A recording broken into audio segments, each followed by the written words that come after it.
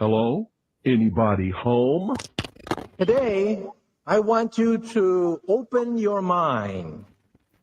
I've almost come to the conclusion that the story is so damning that the mass of people can't deal with it. We are in process of developing a whole series of techniques to get people actually to love their servitude. We face a hostile ideology, global in scope, atheistic in character, ruthless in purpose, and insidious in method. For we are opposed around the world by a monolithic and ruthless conspiracy that relies primarily on covert means for expanding its sphere of influence. To change the minds and the attitudes and the beliefs of the people to bring about one world socialist totalitarian government. The potential for the disastrous rise of misplaced power exists. It has patterned itself after every dictator who has ever planted the ripping imprint of a boot on the pages of history since the beginning of time. If you can get people to consent to the state of affairs in which they are living, then you have a much more easily controllable society than you would if you were relying wholly on clubs and firing squads and concentration camps. Tools of conquest do not necessarily come with bombs and explosions and fallout. There are weapons that are simply thoughts,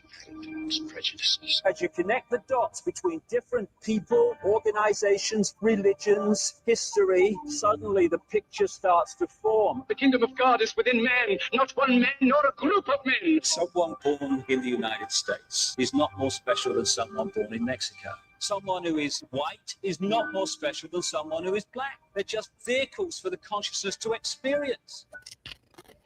They do not want your children to be educated. They do not want you to think too much. It was learned that the aliens had been and were then manipulating masses of people through secret societies, witchcraft, magic, the occult, and religion. They reach into our children in music, television, books. Prey on children's innocence. How can I disprove lies that are stamped with an official seal? So if you have the opportunity to stand next to one of these machines, it feels like an altar to an alien god. Genetic power is the most awesome force the planet's ever seen, but you wield it like a kid that's found his dad's gun. The Army Air Forces has announced that a flying disc is now in the possession of the Army. Too many others know what's happening out there. And no government agency has jurisdiction over the truth. Any state, any entity, any ideology that fails to recognize the worth, the dignity, the rights of man, that state is obsolete. A case to be filed under M for Mankind in the Twilight Zone.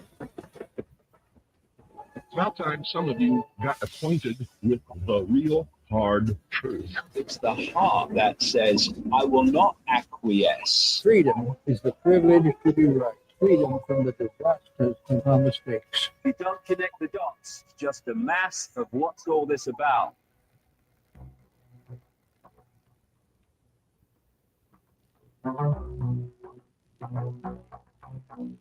You are listening to the Secret Teachings Radio. I'm your host, Ryan Gable. Thank you for tuning in this Friday, July 25th, 2025. TSTradio.info is our website. rdgable@yahoo.com is the email if you'd like to reach out to the show. Thank you so much for tuning in to the broadcast. If you're in the live chat, an extra special thanks, as well as for those of you who are subscribers to the show who get the advertisement-free version of this show. But everybody gets the free live video stream on YouTube, X, and Facebook Friday evenings, and that is because listeners like you subscribe to the show and continue to listen to the show, despite the fact that you can get some free episodes like this. And if you continue to do this, we will continue to bring you the Friday night show. Thank you so much for supporting us in whatever way you do. Very quickly, before we get started, I wanted to let you know that last night's episode with Andrew Cox on Ozzy Osbourne, the Wonderful Wizard of Ozzy, it is in the archive. It is available to download. It is available to stream. And that episode is also, if you're a subscriber, available in video form on our website. So if you're a subscriber, you can watch last night's show as well. Tonight, as you can probably tell, is a totally different kind of show. Last night was an occult music show. Tonight is called Fake It till you make it not real ice cream. And the purpose and point of tonight's show is to go back into time in our DeLorean, in our time machine, and extract a core sample of the Secret Teachings radio show from over a decade ago, where apparently we were able to predict the future. Well, not really, because we just read what was on the website of the Dairy Queen company, where it says that their ice cream is not real. But the kind of hatred that I remember getting in email form from the listeners of Dark Matter Radio was just kind of weird. I thought, I'm reading it from the website. I don't know why people are upset that it's not real ice cream. I mean, you're the one that's eating it, and if you're upset at somebody, you should be upset at the people that are implying that it is real. And then it's taken 10 years, and now everybody just kind of knows that it's not real ice cream. And as a matter of fact, the New York Post just published an article. There was one last year too, but the New York Post just published an article saying that Dairy Queen does not sell real ice cream. It's not real. It's fake. It's not real. And Dairy Queen's not the only company that doesn't sell a real product. Even Kraft cheese, that's not real cheese. Kraft cheese is not real. Dairy Queen's not real. Really, the question is, what is real? Not Israel, but what is real? I don't know. Who the hell knows? I don't know what's real anymore. And to speak with us about what is or is not real is, well, the guy that back all those years ago, 10 years ago, was on air with me in Orlando, and we were discussing Dairy Queen and how it's not real ice cream. And that guy is Mike D, our longtime co-host, who's been with us since the very beginning. And he comes on the show once in a while. For those of you who have listened to this show for any amount of time, you know who Mike D is. And so we'll bring Mike here onto the show in just one moment. As I look at the chat room and I see Flux, I see B. Kuna, I see Noka, I see Edward, I see Tyler. Tyler says everything is fake and gay. It is fake, gay, and trans. Even the ice cream doesn't know what it is. It's not really sure if it's real ice cream or what it is. Mark is here. Deborah is here. Matthew is here. Hello, Matthew. And Sylvia is here. We have a lot of listeners in the chat room. I don't know if we'll be able to, but I'm going to try. If you want to call into the show, we'll have to do it through email. And if we have time at the end of the show, email me now if you want to talk on the show for a few minutes, like a phone call, and I will try to email you a link so that you can access the show and we can take a few calls. So just email me at rdgable@yahoo.com. It's rdgable@yahoo.com. I will stick that as well in the chat so that you can copy and paste the email that way. Boomer is here. Patriot Girl is also here. Joe Ryder is here, and a bunch of others. Thank you for tuning in. Let's get into the main subject. My good friend and co-host tonight, Mike D. Mike, thank you for coming on the show. This is the first time you've been on one of our live YouTube shows. How are you? I'm good, man. It's good to be here. Looks like I need an avatar, but we'll do that next time. Right now, I'm a circle within a circle. You're like a little. What is that? Like a default profile picture inside of a circle? Yeah, I'm like a little fetus right now. That's okay. What if we can give you? I think I can edit it so it says Mike D. Yeah, no worries. We'll do it next time. I was just gonna put a picture of my dog up anyway. It's all good. All right, no problem. Okay, so Mike, it's been how long? How long ago was that show that we did where we talked about how Dairy Queen wasn't real? We're talking double digits. We're talking 10 to 11 years old on that show.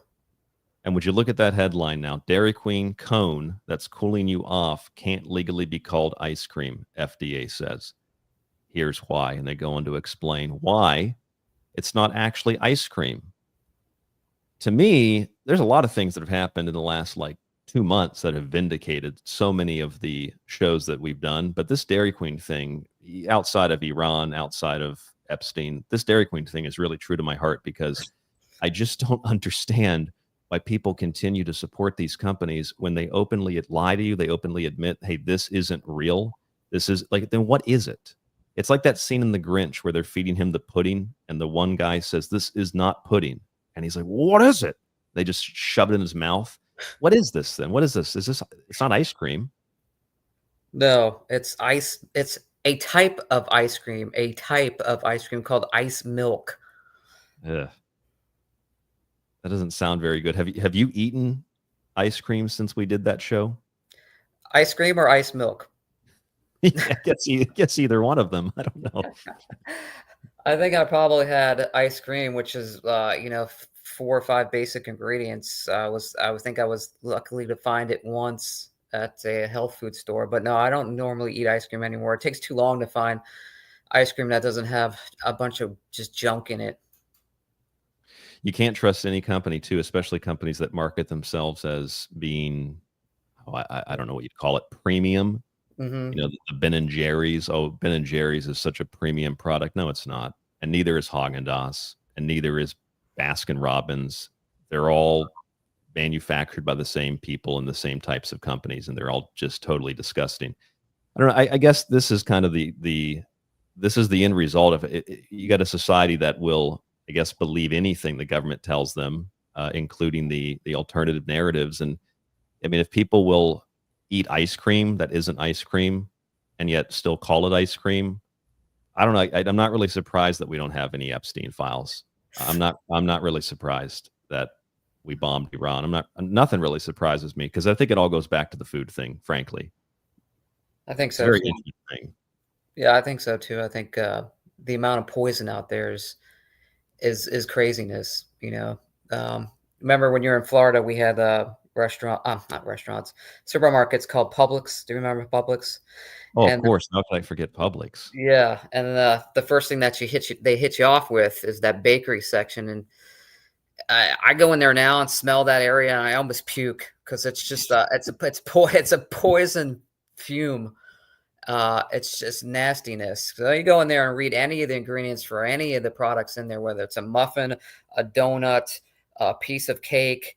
It's got 3 paragraphs of ingredients. It's just, and they, people wonder where all these cancers coming from. Well, you got to look at what you're eating first. Publix.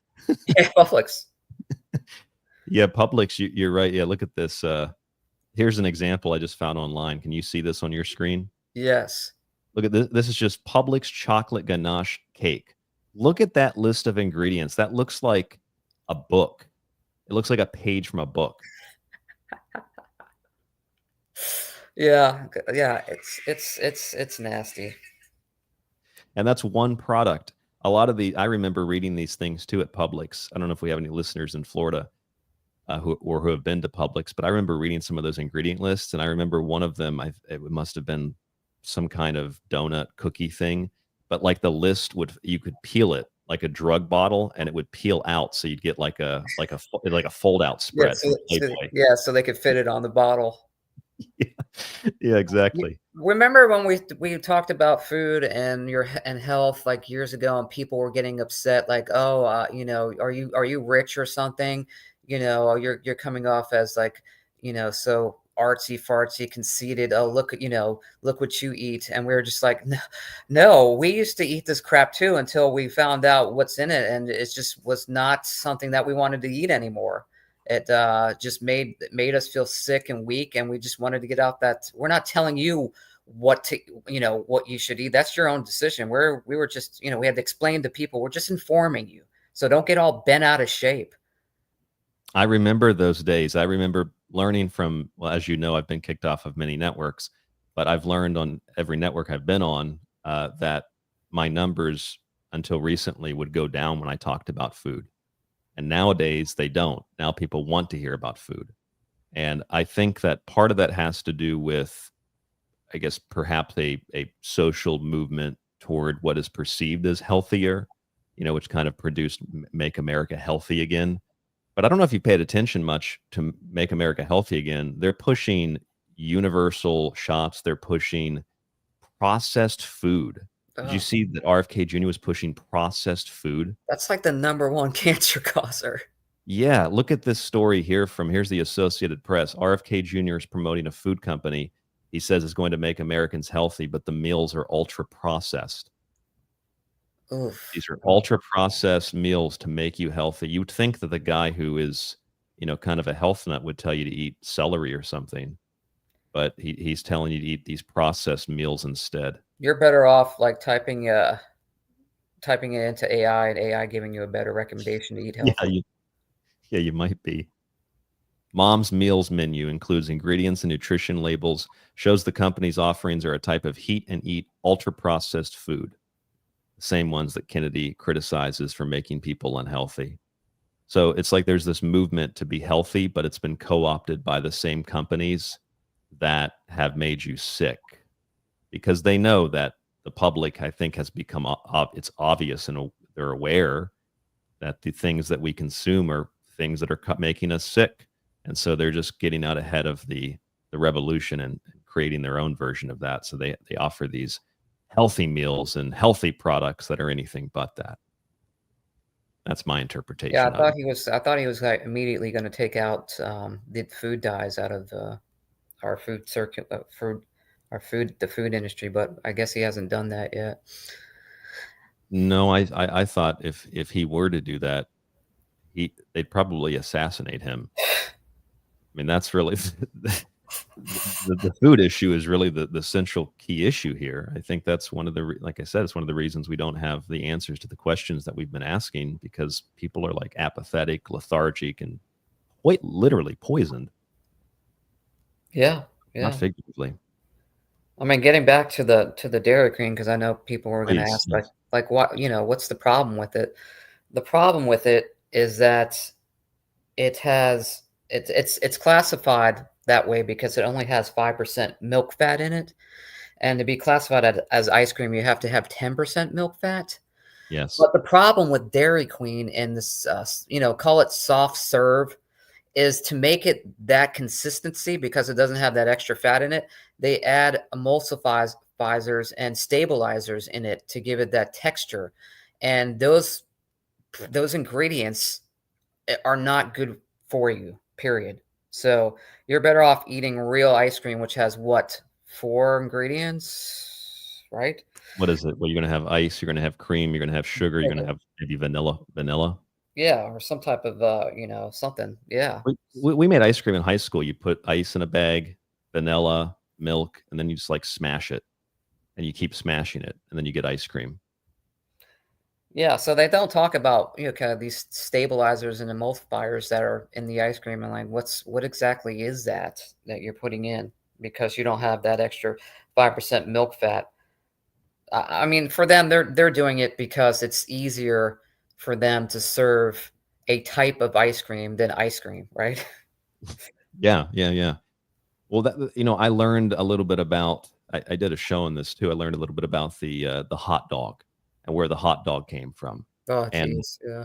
So the hot dog came from the German bratwurst and the German Wiener, and it was it was pork and stuff like this. So it wasn't necessarily the best food for you, but it was at least typically higher quality if you got a real German bratwurst. And sometime in the mid to late 1800s, this guy named Charles Feltman, started selling hot dogs on the Coney Island boardwalk. And he had an employee named Nathan Handwerker, who went on to start his own business. Was it like in 1916, I think? And he created Nathan's famous hot dogs. And in both of these cases, these guys sold a product that was just a standard product, standard hot dog, but they marketed it as a healthier product, or more so back then, like a premium product, which had the implication that it might have been healthier and better ingredients. And then they charged double the price for it, but it was the same exact product. So even before Edward Bernays, the kind of marketing deceptions that were happening in the United States and probably elsewhere too, that's how we get the hot dog. Just deception. Same product, same garbage, double the price with a premium label. It's really sleazy and disgusting, and we still see companies doing that today. Well, you get that Nathan's hot dog eating contest, which is just gross. And if you look at the contestants, they're definitely not the epitome of health. As a kid, I remember watching that, and I was excited for it. But when I got older and I realized that what they're stuffing in their mouth is straight poison, it's so disgusting that I haven't seen that quote unquote competition to see how many wieners you can stuff in your mouth. I think that's a Bonnie Blue video. I don't know if that's a hot dog contest. So Oh, okay, so what is this ice cream then? You said it has to be a certain percent milk fat, but Dairy Queen is not that percentage milk fat. Is that correct? yeah, Dairy Queen Less is than only 5%, and to be classified ice cream, you have to have 10% milk fat. Now, maybe that's not a big deal. I mean, some people might say, well, what's 5%? It's not a big deal. It's just a technicality. Okay, I would get that, but I also feel like it's not just a technicality. It's you're selling somebody a product, and everybody assumes it's ice cream, and you're profiting off of an assumption that's based on not just a technicality, but a lie, because it's not just that it's not 10% buttermilk or something or fat. It's that it's pumped full of additional ingredients that you would not get in ice cream if you made homemade ice cream. Right. So it's not just a technicality. Yeah, true. Definitely. Wonder if we could find let's see, like a Dairy Queen ice cream ingredient list. Well, I think when was the last time you were on the show, Mike? We talked about the Girl Scout cookies. Didn't we go down a list of those Girl Scout cookies from like the 70s compared to today? Yes. Yes, we actually we found a box label from the 60s and then compared the ingredients to the box label of today. And it was just totally different. Totally different. All sorts of just artificial crap flavors, preservatives. Wasn't there like in the peanut butter cookie, there were like 4 different colorings in a peanut butter cookie. They had like yellow food coloring, blue food coloring. Yeah, we were looking at it. And we're like, these Girl Scout cookies are probably the worst type of cookie that you can eat. Yeah, you might be better off buying a cookie in Publix than you are at the Girl Scout cookies, because they were just horrendous for your health. And you know that the Girl Scout cookies, the way that they're marketed is like, oh, you got to help these little girls, help these kids. They're part of some community. They're learning. Like, well, they should learn not to sell poison. That's what they should learn. And then on top of that, isn't this industry? It's like $1 billion industry, the Girl Scout cookie industry. Yes, yeah, huge. So it's like they've got these. It's like the mafia. They've got these girls out on the street turning cookie tricks for profit. Yeah, and they made a lot more money by making the product cheaper. Of course, again. Yep. As with any product that in the 40s and 50s, they were eating a lot cleaner, because there was just less processed stuff back then. But as you get into like the 70s and the 80s, we just got inundated with just chemical produced, man-made produced garbage, dyes, preservatives, stabilizers, emulsifiers, colors. And here is a list. I don't know if you can see this on your screen, but here's a list of the ingredients from this is a standard quote ice cream from Dairy Queen. So you've got your sugar and you've got your milk fat. Okay. But you've also got your corn syrup. You've got whey solids. You got mono and diglycerides. These are emulsifiers. Mm-hmm.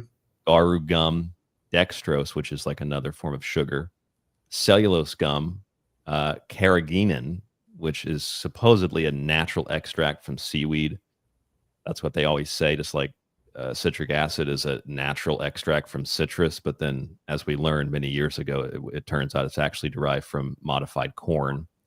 And then of course you get your natural and artificial flavors for the ice cream, which isn't actually ice cream. And I think it matters because can you see your screen, Mike? Can you see what I put on the screen? I can. Okay, because like we should not, in a society that's sane, we should not be reading headlines like this. Can you read some of those headlines? Huffington Post and this grocery store website, Smithsonian. Like, why am I reading headlines like this? Oh, the beaver butt. Yeah. Does vanilla flavoring actually come from beaver butts? Is beaver butt really used to flavor your dessert? That in no sane society should that be a headline. And and for the record, the conclusion is that it does come from beaver anal glands. Yeah. Yeah, and then what was the insect too that they crushed to get the red coloring in Starbucks, but they removed it after people found out about it. Remember that? Yeah, I'm pulling that up on the screen right now too. I believe we did a show once, like around Halloween, October, where we were talking about all this pumpkin stuff that had zero pumpkin in it. Oh, the pumpkin spice. Yeah. Yeah. There. Okay. There it is. There it is. There's an NPR story. This 2012. Yep. And the crushed insects. I think they're called cochineal. So they crush those, and then that's how you get. They used to put that on some of the drinks at Starbucks. Did you say they stopped doing that? Yeah, I believe they took it out after it became like publicly known wide and kind of viral. They removed that. They had a statement. You can try to find it. I don't know how much time you want to waste, but I remember that they removed it. It doesn't really matter because they've got so much other garbage in all of their stuff, GMO ingredients as one of the main for all of their food products that you still don't want to eat there. No, and I don't think I want to sit here and do too much research on every one of these specific topics, but Yeah. we could type in Starbucks, because you and I also did this on the show, Starbucks not real pumpkin, and I don't know how many people felt that they agreed with us or not back all those years ago, but now it's like, yeah, they don't actually have. Oh, here's Snopes. Is Starbucks pumpkin spice latte full of toxins? Yeah, there's no pumpkin in it. Yeah. I mean, we were doing those 10 years ago, 11 years ago on those food shows. I don't know. I try to be humble, but frankly, I'd like to do a victory lap on this, because you and many others we were right about this for a long time. Totally. Dairy Queen's not real. Cheese from Kraft isn't real. Starbucks doesn't use real pumpkin. Like, we were right. That's it. Yes, for sure. So many great headlines. Does the Starbucks pumpkin spice product really contain pumpkin? No. And for anybody who cannot see the screen, here's the article on the beaver anal glands. You may have heard the rumor now. Certain artificial flavorings like vanilla, raspberry, and strawberry are made from the anal secretions of a beaver. I wonder if we're responsible for starting that, because that was not a thing until we did that on our show. I remember, did we get into the last show? I don't remember if we did or not, but it was, I think we did, but you can correct me if I'm wrong. Remember, we were talking about Panera, where they had those two drinks that they offered at Panera that were super highly caffeinated, and a person or two people died drinking them. Do you remember that? Yeah, I did a show on that. I don't recall the name of it, but I did a show on that. Yeah. My goodness, what was that called? Oh, I'm gonna try if I can find a Panera. Oh, yeah, it's called Panera Dead. Ready, Set, Charged Lemonade. Yes. Yes, recently the charged lemonade drinks from Panera Bread are being blamed for 2 deaths due to caffeine content. These lemonades have also gone viral for their caffeine content, despite the massive. Oh, and I said, I know what I did on that show. I said these lemonades have gone viral for their caffeine content, despite the massive caffeine dosages that can also be found in other energy drinks, sodas, and even tea, quote, concoctions.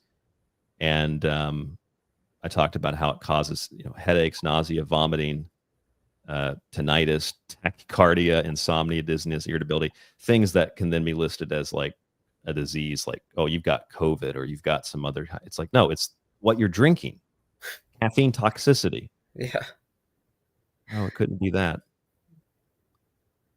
Right, no pumpkin. Okay, so we got the pumpkin's not real. The pumpkin's not real. That red coloring is an insect, which would make it natural. Dairy Queen's not real ice cream. And Kennedy is promoting processed foods as a solution to America's public and, well, just general health problem. It doesn't sound like we're moving in the right direction, does it?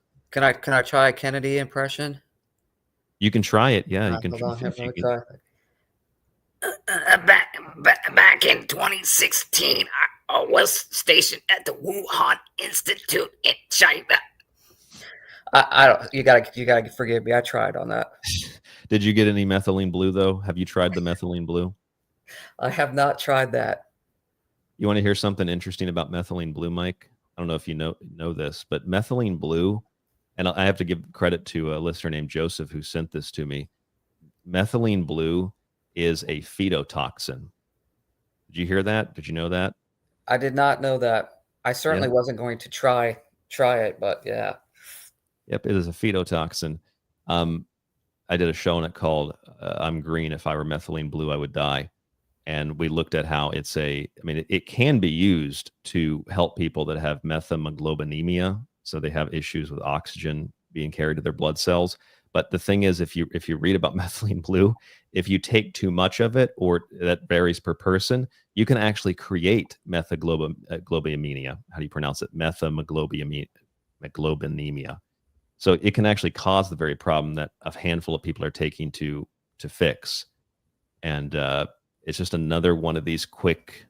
Everybody's selling it now too. Did you notice that? Like, I don't know, all these podcasts. I've got to get the methylene blue. I don't know. Like when I was a kid, Mike, didn't your mom or dad tell you, like, if everybody else is jumping off a cliff, are you going to do it?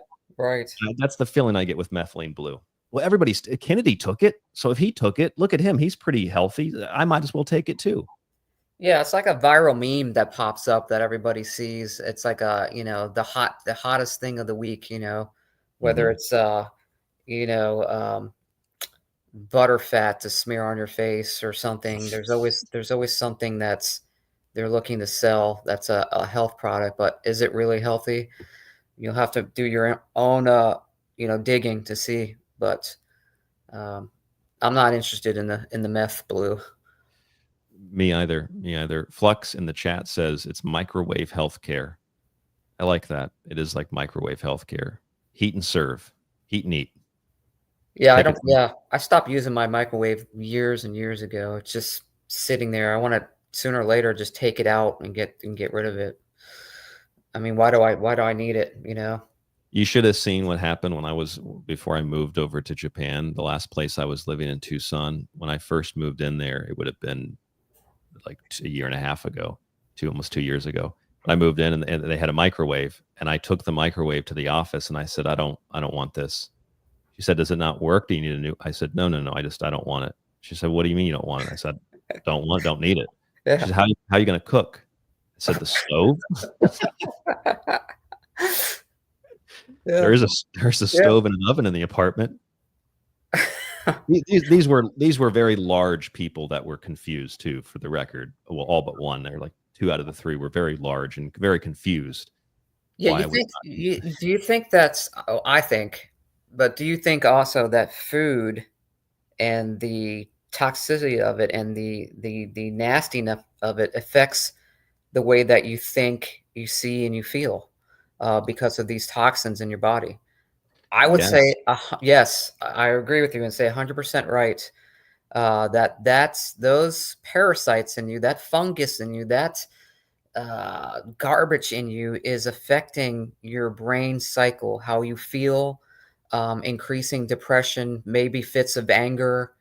And, for the past 10, 15 years, we've been seeing an increase of that, this anger and this confusion and this fear of people have increased. And I really think it's part 1 is the food, right? Part 2 is the air that we're breathing in. And part 3 is the water that we drink. I mean, remember when we came out of the Rollins College studio, like, God, this is going back maybe now 14 years ago. And we looked up at the sky and we saw the old checkerboard pattern. And we're like, wow. It was bad. I think I took a picture of it when we came out of the studio. I remember that. It was really bad. It was right over downtown Winter Park. They were spraying the hell out of people. And no one seemed to notice, except 2 guys that came out of a radio show. Who also at one point had to have, well, I don't think you were there for this, but I had to have university police escort because these liberals were threatening to kill me. I didn't even know what a liberal was. This was 6 o'clock in the morning. It's a true story for anybody who doesn't believe me. That's a true story. I had to go to the campus security. They said I was a liability on campus. Unbelievable. Yeah. And the crazy part about that story, you probably told this before, but when we were doing the show, we go to some local restaurants to eat. One was like a vegan place, another one was just a standard restaurant. But we'd go in there, sit down, start ordering, and then the waitress would say, "Hey, are you guys from the radio show? We listened to you in the back." Yeah. And we were just like, "Oh yeah, that's cool." We had a large audience. I'm going to say that, even though I didn't have the numbers, I know we did.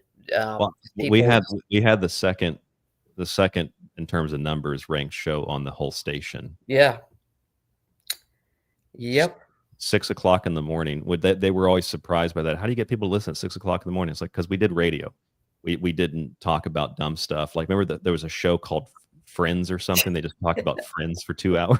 They had flyers in the hallway. That's what all they talked about was episodes of Friends and what went down on that show on Friends. And this is like, this is a expensive college to go to, and it's just it was ridiculous. That was those are some good times, Mike. Hey, look at this picture I just found. I was trying to find a picture of Rollins College, but I ended up stumbling across this Kennedy picture. He does not look happy with that McDonald's. No, that's shameful, actually. Yes, it is shameful. Hey, okay, so by the way, what you just said was really important because I've done numerous shows on this. I think it's really critical if a discussion on food is happening to mention that, yeah, obviously, if you put the wrong fuel in your car, you might have some problems. If you put rocket fuel in your car, you're probably going to have some problems. Same thing with the body. And I don't think we need any kind of source to know this, but here's the Cleveland Clinic, for example. Cleveland Clinic says that the best way to enhance your mood is to eat things, for example, sweet potatoes, beans, oats, because it boosts serotonin in your brain. Other things, including some meats, fish, etc., can boost dopamine in your brain. And all these things contribute to how you feel. So if you're not eating correctly, you get depressed. And then we have drugs for that. If you're eating a lot of things that depress your body, even more so than your mind, well, we have drugs for that too. And that creates a feedback loop. More drugs, we feel bad. More drugs, we feel bad. We continue to eat poorly. And then I think a lot of Americans genuinely look around at each other and like, well, why? I don't understand. We have more drugs than any other country, and yet we're sicker than any other country. How do we have more drugs and spend more money on healthcare, and yet we're fatter and sicker than everybody? I don't understand. Yeah. You've got parasites in your brain, probably. Yeah.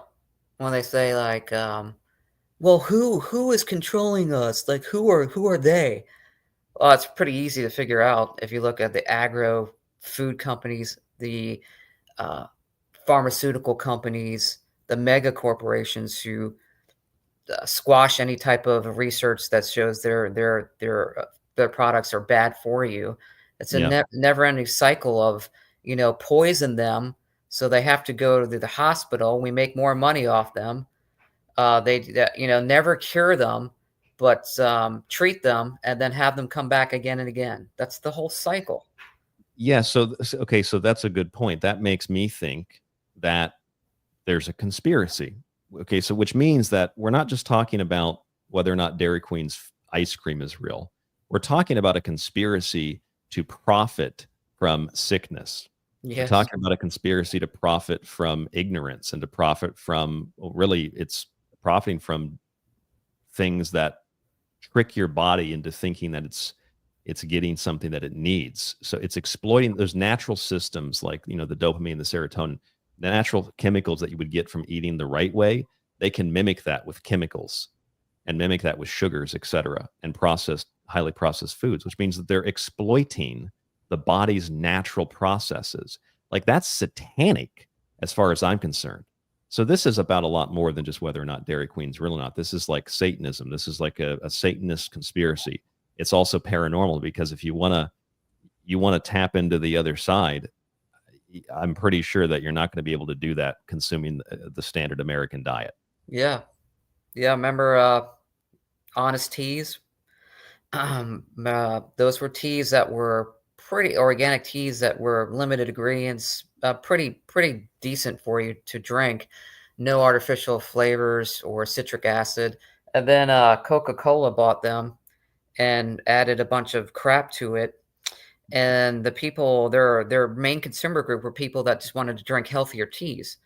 So Coca-Cola, after adding this and people catching on, people stopped buying the Honest Teas. And you know what Coca-Cola did? They were losing money on Honest Tea. They just pulled the plug on it. So they no longer sell it. It's done. Oh, I didn't know that. Oh Yeah. my goodness. I just typed it in and it came up immediately. USA Today, Honest Tea discontinued by Coca-Cola. It's 3 years ago. Wow. Okay, so basically, I remember I used to drink Honest Tea. So we both did. We used to go to the store there in Orlando and get it before the show. So okay, so Honest Tea was a decent product, and then Coca-Cola bought it, and then they started adding garbage to it, and then people like us said, well, we're not going to buy it anymore, and then Coke said, okay, we'll just pull it. Yeah, and they paid millions and millions of dollars to buy it from the original owners of Honest Tea.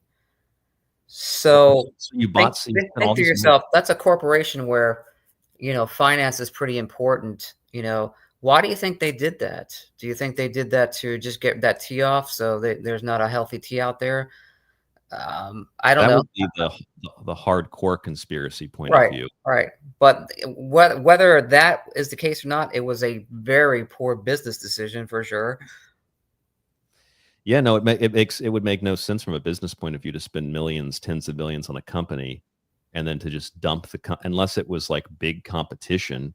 Like I guess that it would be part of the big conspiracy. I guess Coca-Cola execs were sitting around. They're like, we're losing money. What are we losing money to? We're losing money to this Honest Tea product. Well, let's just buy it and dump it. Yeah, that's another. Probably what happened. Yeah. Coca-Cola is such a disgusting company. Coca-Cola is the company that they literally pay doctors, scientists, universities to do research to find evidence that Coca-Cola and sugar doesn't cause ill health effects. They spend the money that you give them by buying their products to pay off professionals to say that those products don't hurt you. No, sugar's okay for you. What a disgusting company. Quote Mitt Romney, corporations are people, my friend. Yes, corporations are people, my friend. And the thing, you know, for me, it's like, this isn't let's be clear. This is not an anti-capitalist thing.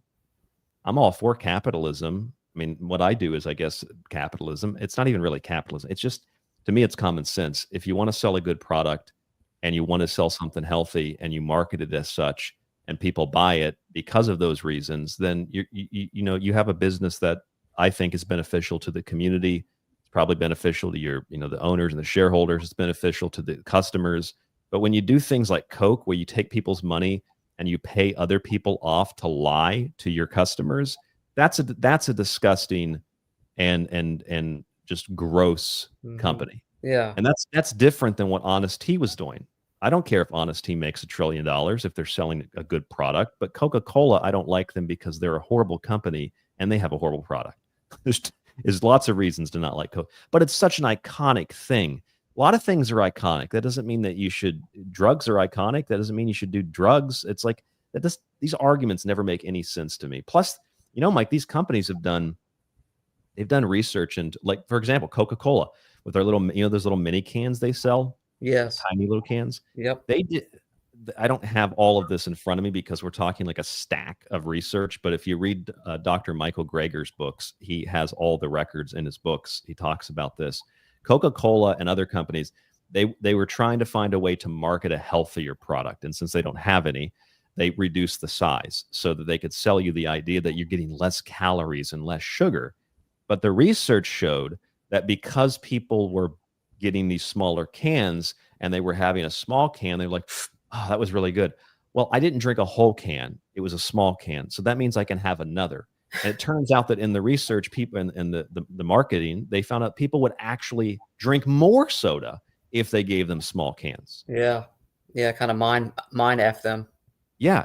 And that's what Coke and these companies do. I mean, that is disgusting. Can you believe that's a can of Coke? And I don't know if it still does because I haven't touched that stuff for decades. Was it 36 grams of sugar in a can of Coke? It's in the late 30s. Yep. 32 or 36. Definitely. That is a lot of sugar. One drink. And what, in an 8-ounce can, maybe? Yep. I mean, fat definitely plays a role in diabetes. as well. But here's NPR, and this is stuff that's happening like way after the fact that we're learning this. This is from the Journal of American Medical Association Internal Medicine. The sugar industry funded research that downplayed the risks of sugar and highlighted the hazards of fat. So all that stuff about, when you were growing up, oh, fat's the big fat surprise, the big fat. Well, fat's not necessarily the worst thing in the world. Like, everything's very relative to the individual and relative to like the context of the research. But, the sugar industry paid scientists to point the blame at fat. And then you find out that the Coca-Cola industry, many, many decades later, that was back in the 60s, they just picked up where the sugar industry itself left off. And they've done the same thing. And now, I don't know if you heard this, but recently the Trump administration had made a deal with the sugar industry. Have you heard about this? He was bragging. He was bragging about it and saying that the corn syrup is going to be replaced by sugar. Yep, and that's because he made a deal with the sugar industry. It's so disgusting. It's so gross. It's so gross. We had to choose the lesser of two evils, but again, we got evil again. So you got evil. Yep. Yeah. I'm gonna see if I can find that exact story. Let's see. There is, here. According to President Trump, he encouraged Coca-Cola Company to start using real sugar. There's that article from the Associated Press. Coca-Cola has now confirmed that. And I said this probably has nothing to do with the 2017 sugar deal. There's the sugar deal from Politico. And then here's the they put restrictions. Here's the story. This is U.S. Department of Agriculture. America First trade win. USDA blocks additional specialty sugar imports. So Trump has made a deal where only American sugar, which I get the idea, great. Okay, it's American, but American sugar only. So now by cutting all the other stuff out, they give basically, special preferential treatment to the American industry, which I get that. But then that industry then decides to dump it into the Coca-Cola. So America First means putting the sugar industry first, which will then poison you as a byproduct of that. So that's just... You would have think that, if he made this deal, he would have said, all right, well then cut your sugar content for your products at least in half. It has to be in half. Oh no, it's still going to be 32 grams of sugar in that 8-ounce can, right? I wouldn't, but not corn syrup anymore. Yeah, and I wouldn't be surprised if they end up increasing the amount of sugar in Coke. Yeah. I don't know. I got that weird intuition. These cola companies are all sorts of shysters and wizards and warlocks. Because remember that they were, remember when Pepsi Clear came out and they just removed the caramel and said, look, it's clear. It's like water. Yeah. Yeah. And then Coke with this, we have a new formula. And then they knew that people weren't they were addicted to the old formula, putting this new formula out there. The vast majority said no. And then they discontinued, went back to the old formula. It's just an all marketing and sales campaign wizardry. Yep. It's just people wanted the original one. Yeah. So if you were able to get that back in the marketplace so fast, you never really stopped making it. No, of course not. Because they took the new Cokes right off the shelf and put the old Cokes back on there. So they had it already. Basically, the new one they put on the market that people didn't like was just like a specialty. It's like a specialty run, like Code Red, except they didn't make that well known. They just produced a little bit of it, stuck it on the shelf. People got upset. Oh, we've got the new one. Don't worry. So then they're the heroes. It's gaslighting too. Fuck Coca-Cola. Oh, for sure. And Pepsi. It's about as evil as you. You know what? I forgot to say this. That's in high school, we took a field trip to their corporate headquarters in Atlanta. Coca-Cola? Yes. And they put on this dog and pony show for us. But I remember even walking into that their HQ, I got just weird vibes. I just didn't feel comfortable in there. And of course, they gave us samples and, showed us look, we produce even healthy products rather than soda. Here's Tropicana juice that we own. Oh yeah, Tropicana. It's a high quality product. And then they ended up also purchasing that one that they got busted for because it had a huge amount of microplastics in it. I forget what the juice was, the orange juice. But that kind of went away from the news. It was like a short news cycle. I did a show actually on soda relatively recently. What was the name of that show? I think it was called. Oh, here it is. Dr. Pepper will see you now. 7-Up yours. And on this show, I talked here. This is really important actually in regard to what you're saying. So I talked about where these sodas came from. Moxie, I'm going to read you this little statement from the show. Moxie was the first mass-produced soft drink in the United States, dating back to 1876 when it was created by a doctor. Root beer was invented by a pharmacist named Charles Hyers, who introduced the beverage in 1876. He used real sassafras, something today they consider sassafras dangerous today, so they replaced it with artificial chemicals. Dr. Pepper was introduced also by a pharmacist named Charles Alderton, and his famous 23 flavors in 1885. Coca-Cola was introduced by a pharmacist, John Pemberton, in 1886, who did use a small amount of cocaine. In 1893, another pharmacist introduced Caleb Bradshaw Pepsi, the later name for the pepsin and cola nut extract in the product. A typo there in the little thing. In 1929, Charles Grigg introduced 7-Up, which contained lithium citrate, a naturally occurring alkali metal with psychotropic effects. So most of these, they're alchemists. Yeah, they're alchemists. They're wizards. They're bad. They're evil alchemists. and Pemberton was suffering from Civil War injuries too, so he was medicating himself. All these things were created by doctors and pharmacists, at least with the idea of helping people. And at least in the case of root beer, it was real sassafras. But our experts today have said sassafras is dangerous. Here's an artificial chemical instead. Yes. But they were all like health tonics, and now they're just the total opposite of that. Question for you, since you're over in Nippon, are you seeing fast food restaurants there? Are you seeing lots of McDonald's or Kentucky Fried Chickens? What is the state of food over there? This is a good question. It's a very good question. So there are quite a few KFCs and there are quite a few McDonald's. They're not as common over here as they are over there, where they're like on every street corner. And I've noticed that people will go to KFC, and I've only noticed this because there's one close to the mall I go to for groceries. People will shop there at KFC like for breakfast. But the most interesting thing, even they're kind of spread out. They're not really packed together. At least where I live in Tokyo, maybe a little bit more. So there's a Wendy's there, a couple Wendy's. But what I've noticed is that the stuff there at those restaurants are smaller. So like when I've walked past KFC, for example, a normal drink. So I have my cup here on my desk with my tea in it. This is like a normal drink at a fast food restaurant, right?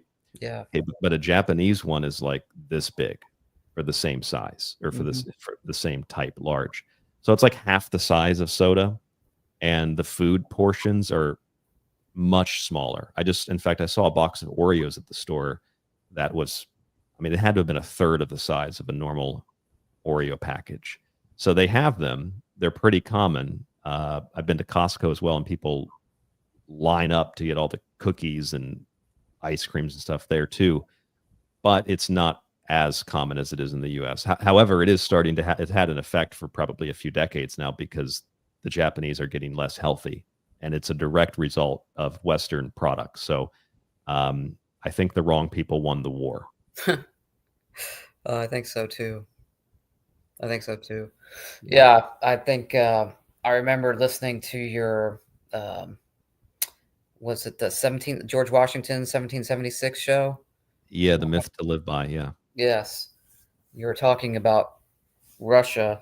I just started laughing because all it is for the last 20 years, whatever, is Russia bad, Russia bad, Russia bad. But then Russia, during the Revolutionary War, actually blocked British ships from coming over and actually saved us, because the Tsars were so impressed that we were fighting against the British Empire and actually winning a couple battles. They just decided to help us and blockade a couple British Navy warships from even getting to America.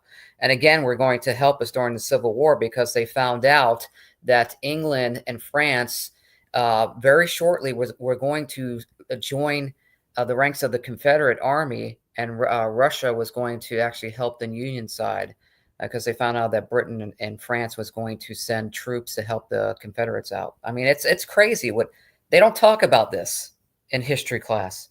No. In fact, they don't talk about other things that Catherine the Great was doing. Catherine the Great's responsible for setting up the Pale of Settlement. Why? Why would she do that? You don't know. If anybody doesn't know what that is, look it up, and you'll be like, wait a minute, that's what Hitler did. Catherine the Great did that in the 1700s. Why would she do that? Yeah. Why would she do that? Doesn't Very make any smart. sense. Very smart. Well, funny thing is, I don't want to stray too far down that path.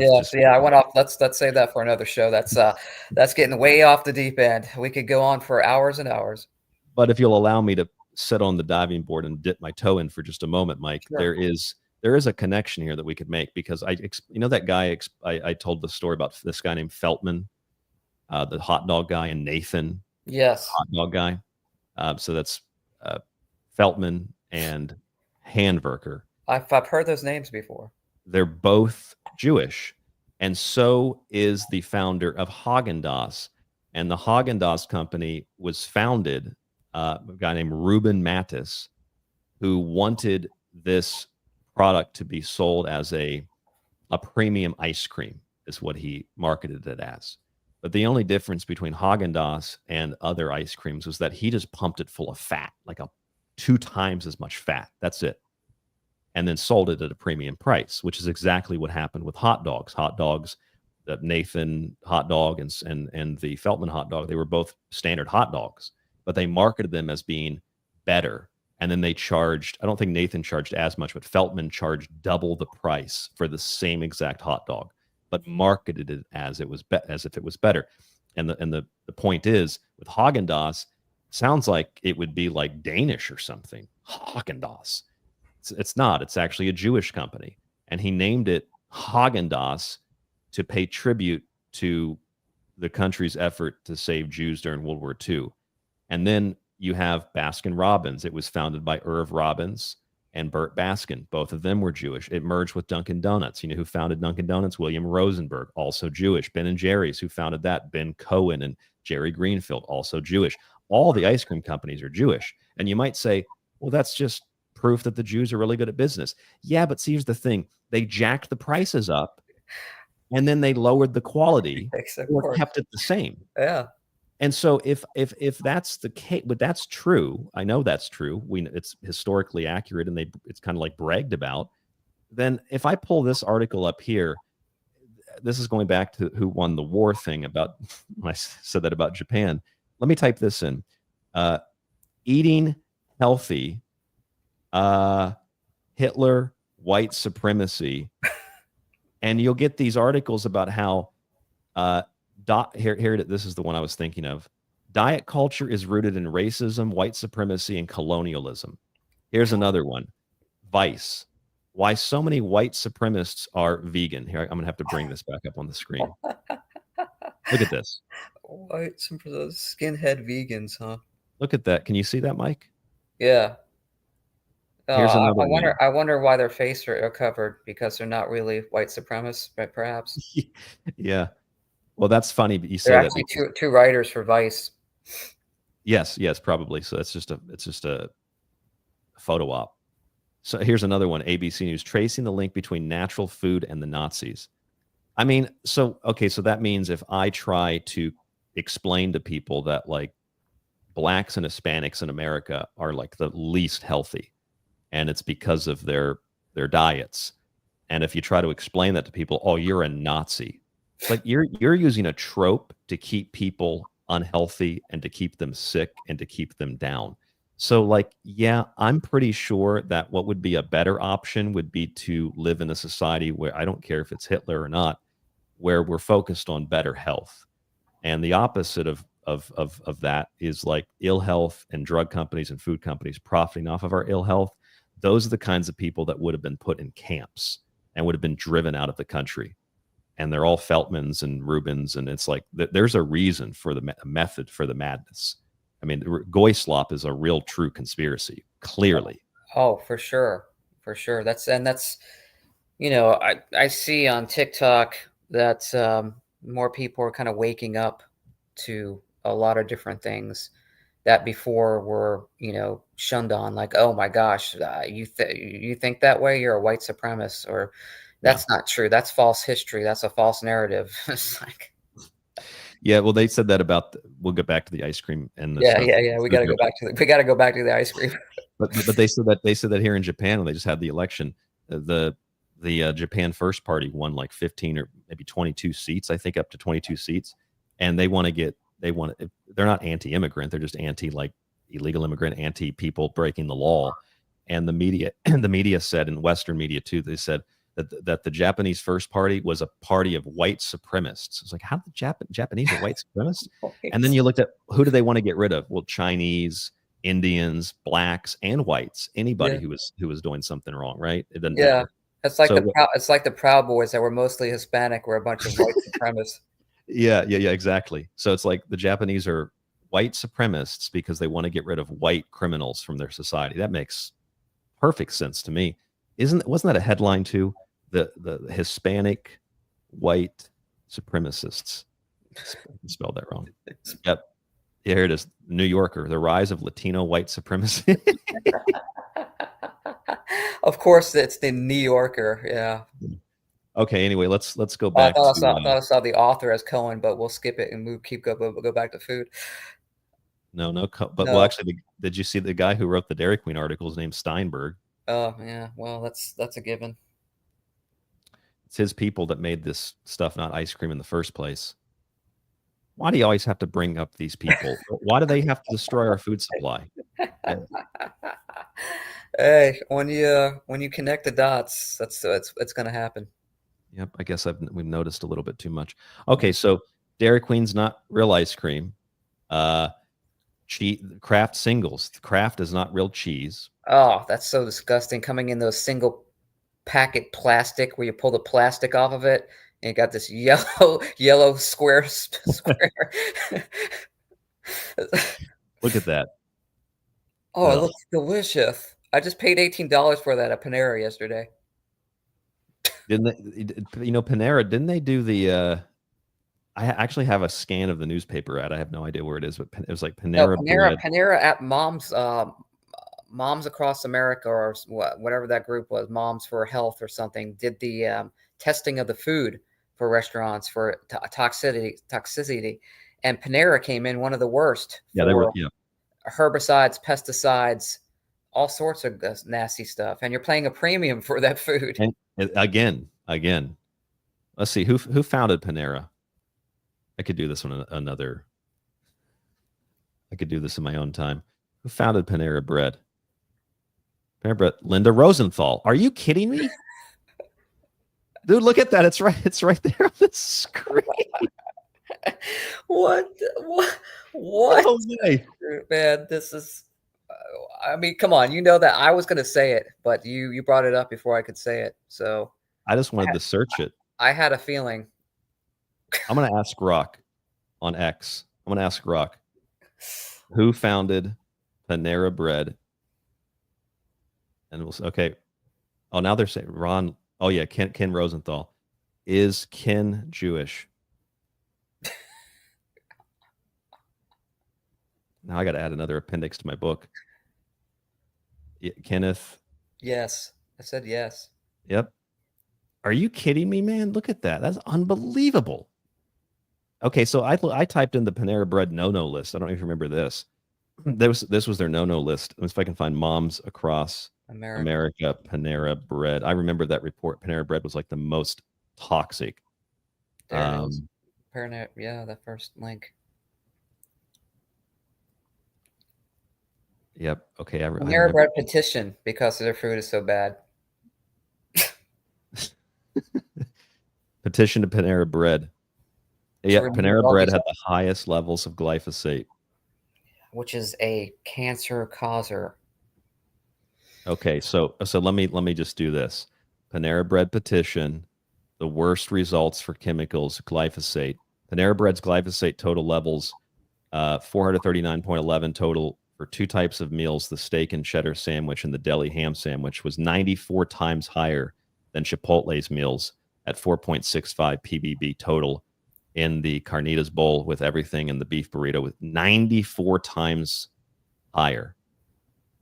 And then, so there's Panera Bread. Here's their no-no list where they give a list of things they're going to remove or they're going to just not have in their products anymore. It's like, why did you have any of these in your product to begin with? Yeah, exactly. Look at all this garbage. And then they're heroes. They're heroes.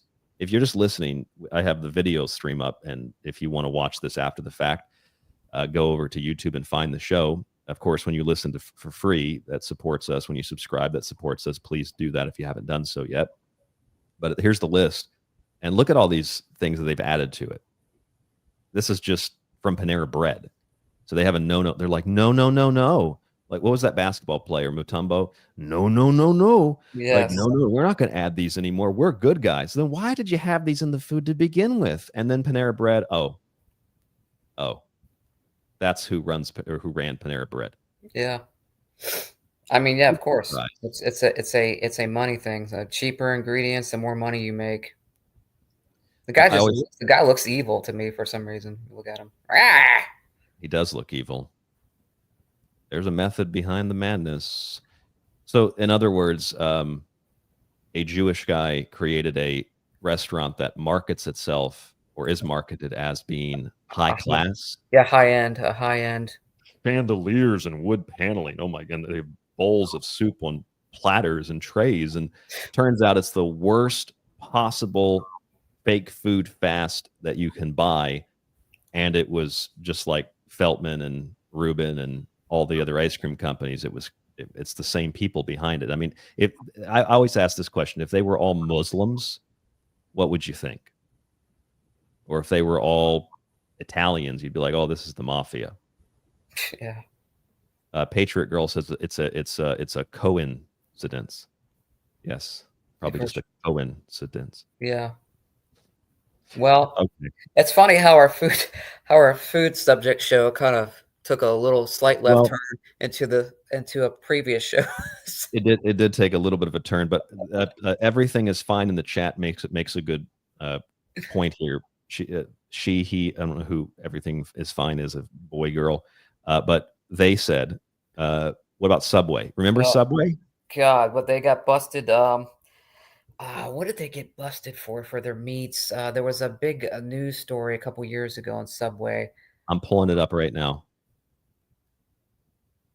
Yeah, well, Subway denied it, but here's the NPR article. You and I did a show on this too. Here's the NPR article. Judge dismisses $210 million lawsuit against CBC report that said Subway chicken is fake. And the report was that the DNA test, the Canadian Investigative Consumer Program, ordered DNA analysis of several fast food chicken sandwiches and concluded that Subway chicken was only half meat, with the other half soy. Mm-hmm. And the judge dismissed the lawsuit against the CBC. Yeah, after he got it, and after he was handed an envelope. Well, he dismissed the lawsuit against the CBC, so I'm guessing that meant that the evidence was. Wasn't slander. Yeah, that's right. So that I always thought that was funny, Mike. It's kind of like a bunch of muscle bros that are like, bro, you got to get the chicken, the protein, bro. Go to Subway, get that protein, and it's fucking soy. Well, you're eating processed. All the meats here are processed meats. Yes. It's processed cheeses too.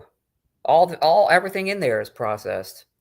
It's not done. It's real. You might just get a sandwich, no bread, and just get like onions and tomatoes on a plate and then eat it. I don't even know if that would be good because I'm pretty sure they spray all those. Oh yeah. They don't care what they spray. Yeah. Here's a suggestion. Don't eat there. Exactly. Just don't eat at Subway. There's a bunch of fake chicken pedophiles selling sandwiches. Yeah. There's stuff on TikTok where Gen Xers are saying like, McDonald's was different, tasted different. The fries were not using seed oils and stuff, and it probably wasn't as good for you in the 90s and 80s and 70s, but certainly they took a turn even for the worse, and now it's even super processed. Yes. Remember that lady had put the hamburger in her coat pocket, left it in her closet for 3 months. Yes. And everything was still intact except the pickle evaporated. It didn't even break down. It's so full of chemicals that it didn't even break down. That's awful, isn't it? I've always imagined that at some point in the future, like if there was some kind of cataclysmic event and everybody died or most people died, like a Pompeii situation or something, like instantly. Yes. And then archaeologists went back. They might find that a lot of humans are actually well preserved. People like you, Mike, people like me, we might just be skeletons because we're just thin. But the people that are really massive, which is like 70% of America's population, they might be fully preserved on their couch because of all the chemical preservatives. They might even like the woolly mammoth with food in its mouth. They still might have McDonald's in their mouth. Yeah. And it hasn't deteriorated over the last 10,000 years. I've just always imagined that. I mean, my God, if you're fiending for a burger, save a little extra money and go to like 2J's or something and get a burger with I would not even suggest eating a burger, but if eating burgers from Wendy's, McDonald's, you're just poisoning yourself. How much is something like this? Okay, so like a Big Mac I'm looking on their website. Can you see this? Yes. I don't know. To me, I think this is outrageously expensive. It's $5 for a Big Mac. And I don't know if that includes a drink and fries, but it's $5. And it's like even if it did include a drink, the drinks are high fructose corn syrup, and all that's subsidized by the federal government. So you're like, oh, it's cheap. Yeah, because your money is taken from you. It's devalued, and then it's put into industries that produce products that are then sold to you at a cheap price. You're paying for that somewhere along the line. It's not cheap.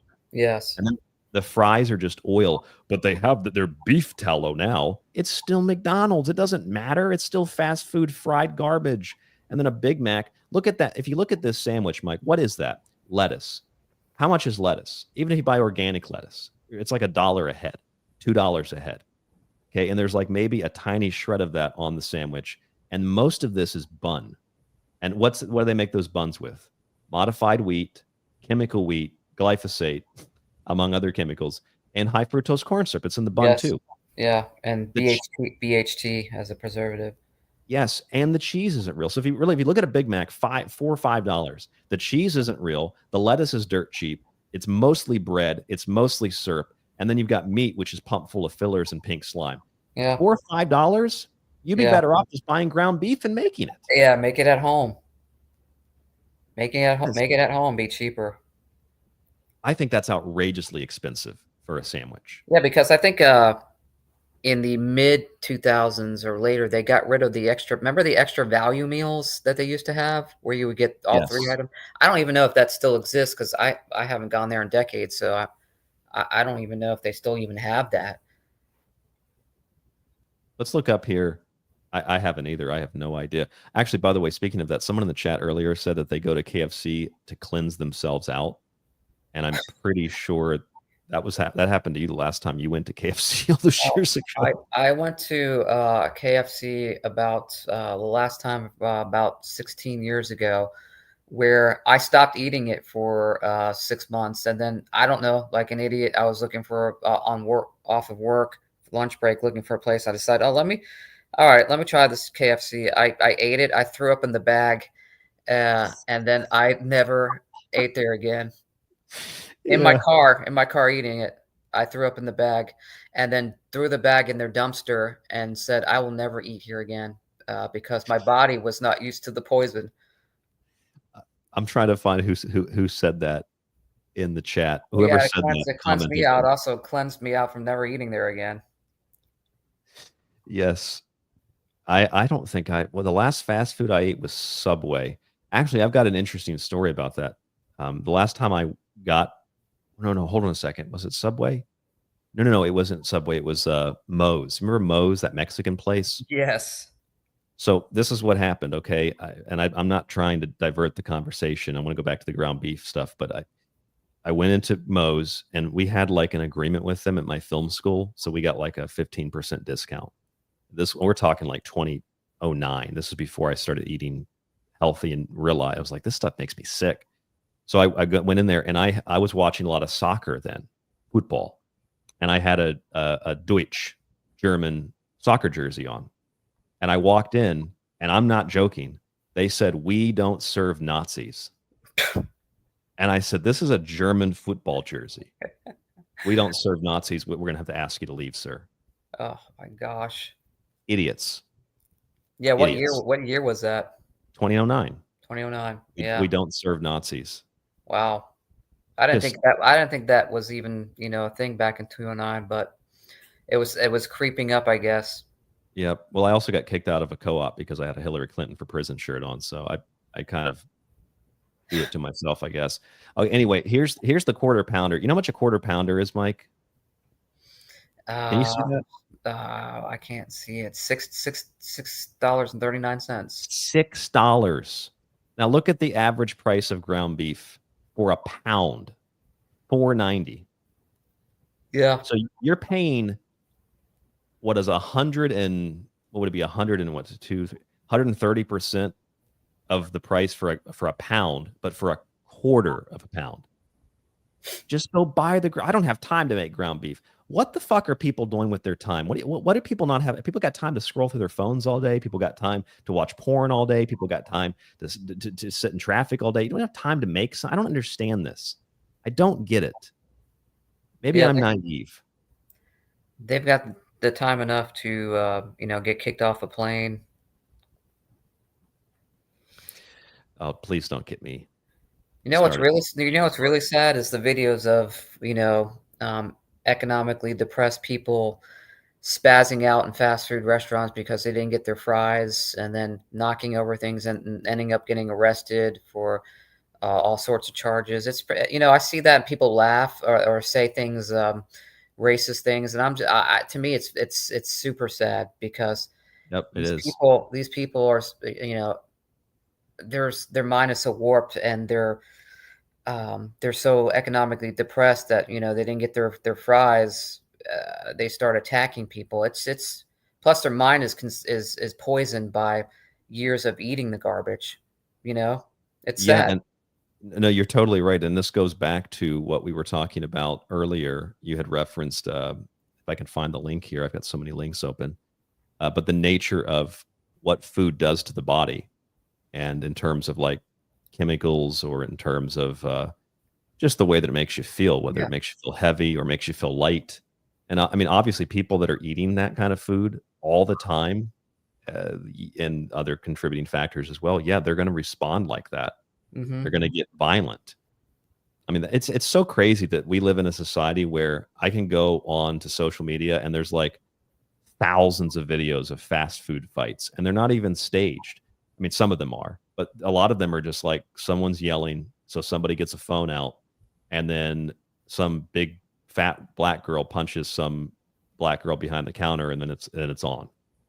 And it's just like that's such a common thing in society, and it's I would say it's not black culture, it's fast food culture.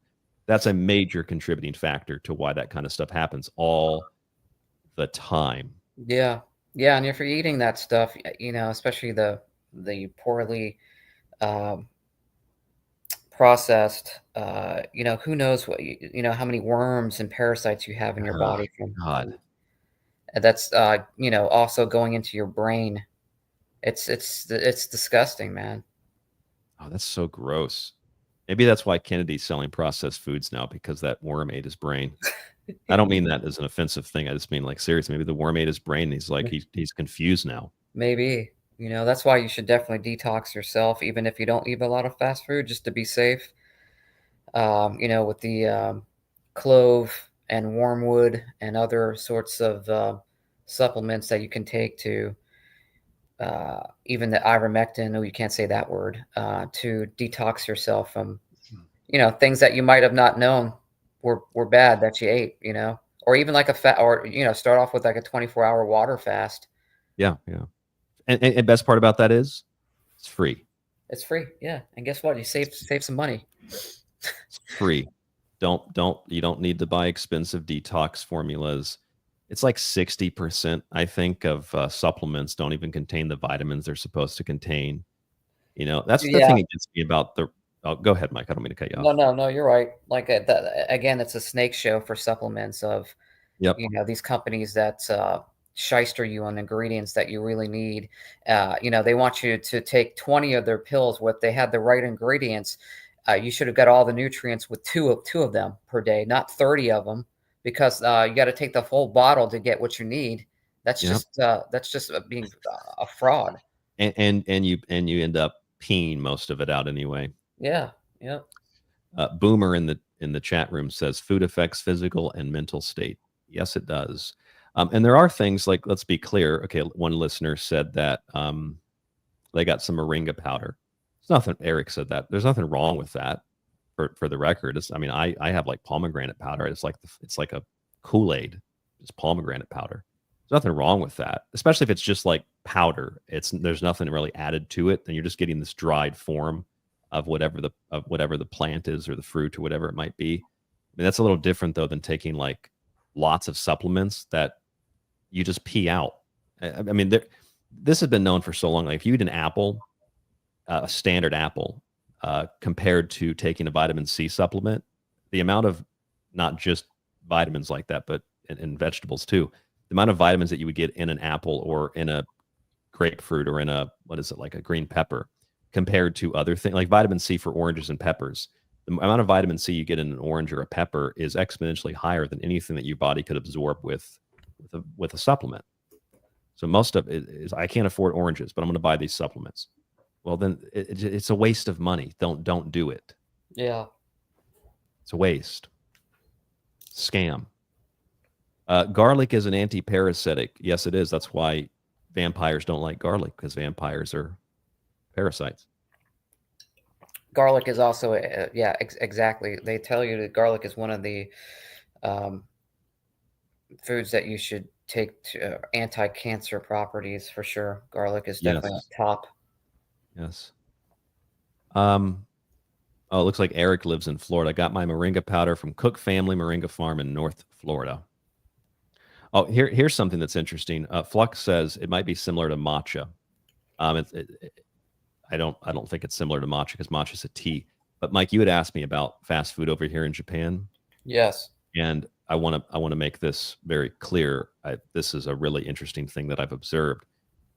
When someone says that you shouldn't eat a lot of rice, or that you got to be careful how much green tea you drink, you got people giving me health advice. Be careful how much rice you eat in Japan, how much green tea you drink. I'm going to make the screen big here for a second.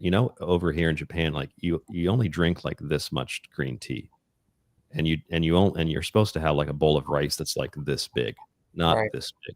Yes. Okay, you don't need one of those cereal bowls that Americans eat out of. So portion size is a major contributing factor to it.